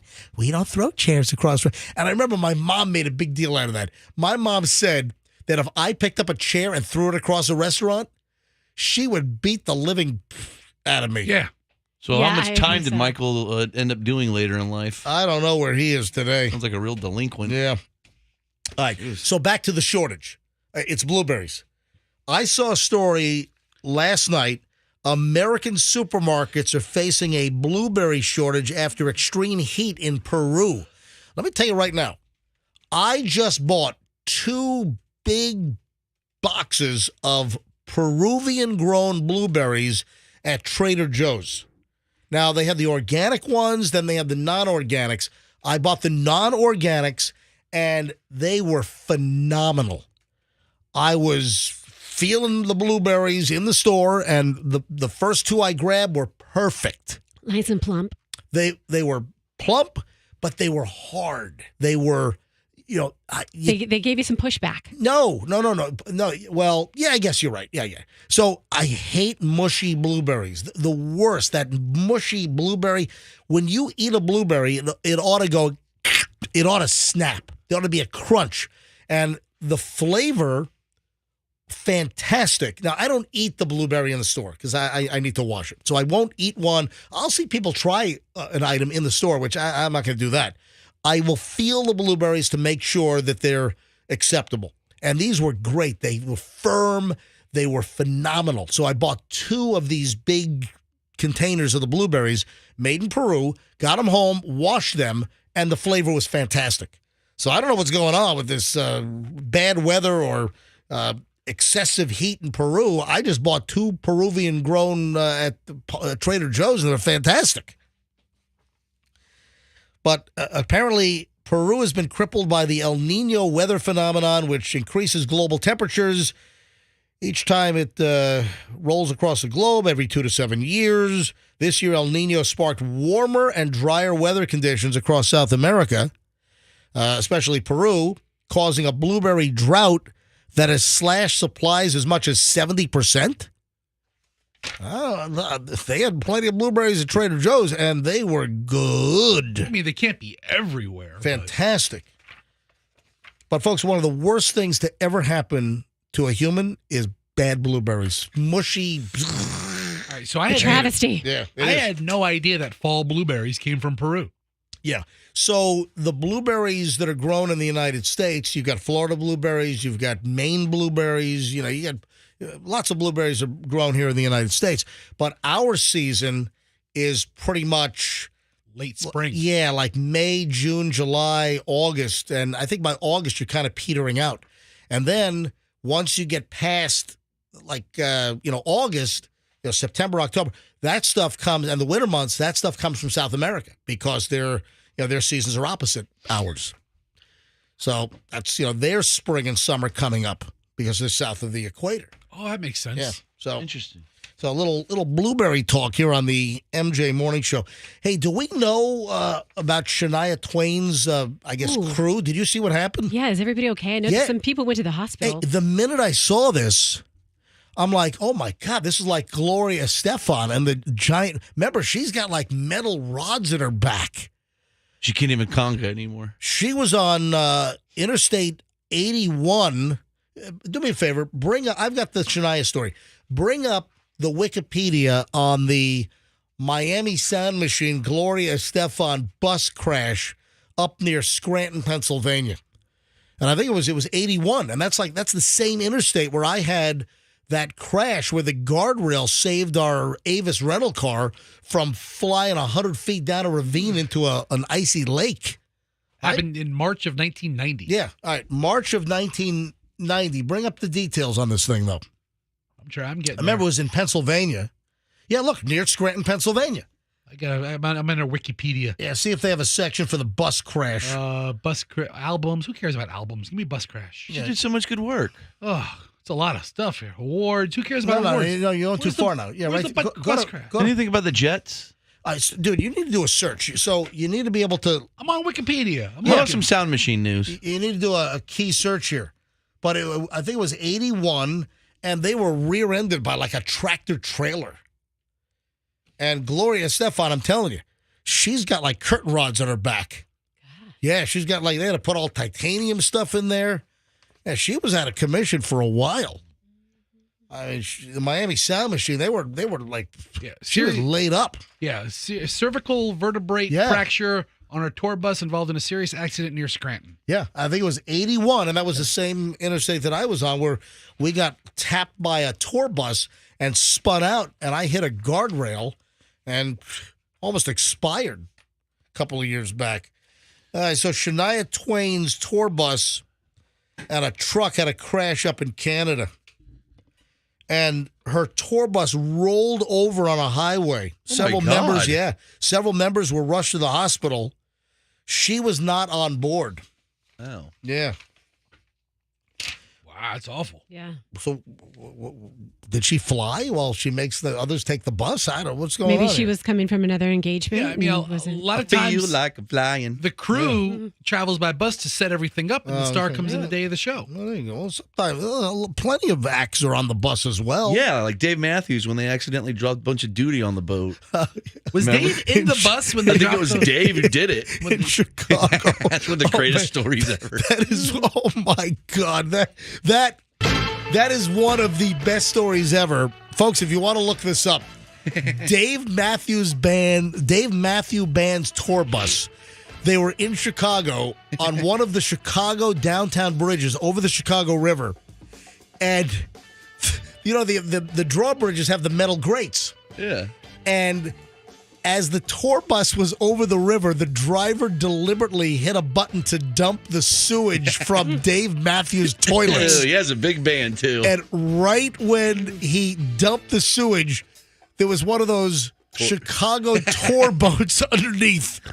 So you know those open boats, the two decks, and the people are sitting, and you got a narrator on a little microphone saying, "Oh, and here's if you notice this parking garage, you'll notice this from so and so movie where the car flied off the garage, and over here is and." While they're getting a tour, the second they're underneath the bridge is when Dave Matthews, bus driver, pushed the button to dump the load of toilet water, and it went right on top of all the people on the top deck of the tour boat. An estimated 800 pounds of waste. And, man, they got fined, and people sued. Oh, yeah. Oh, my God. It's raining Dave Matthews. That was Duty-gate, man. That was awful. All right, we got to roll. Folks, that's a true story, man. That's too great. All right, we'll see you back here tomorrow on the MJ Morning Show. Need to get a hold of us? MJ at MJMorningShow.com. That's MJ at MJMorningShow.com. Folks, have a great day. We'll see you tomorrow for the Friday show as we wrap up a pretty, yes. Got another issue we're going to have to tackle, you and I, after the show. Oh, what's that? Oh, I'm leaving. We never got to my dating story today. What's up with that? I will do that tomorrow. Yeah, but you know I have to leave early. Oh, yeah. All right, we'll do it before you leave tomorrow. Okay. All right, folks, we'll see you tomorrow. MJ Morning Show on Q105, and let's be careful out there.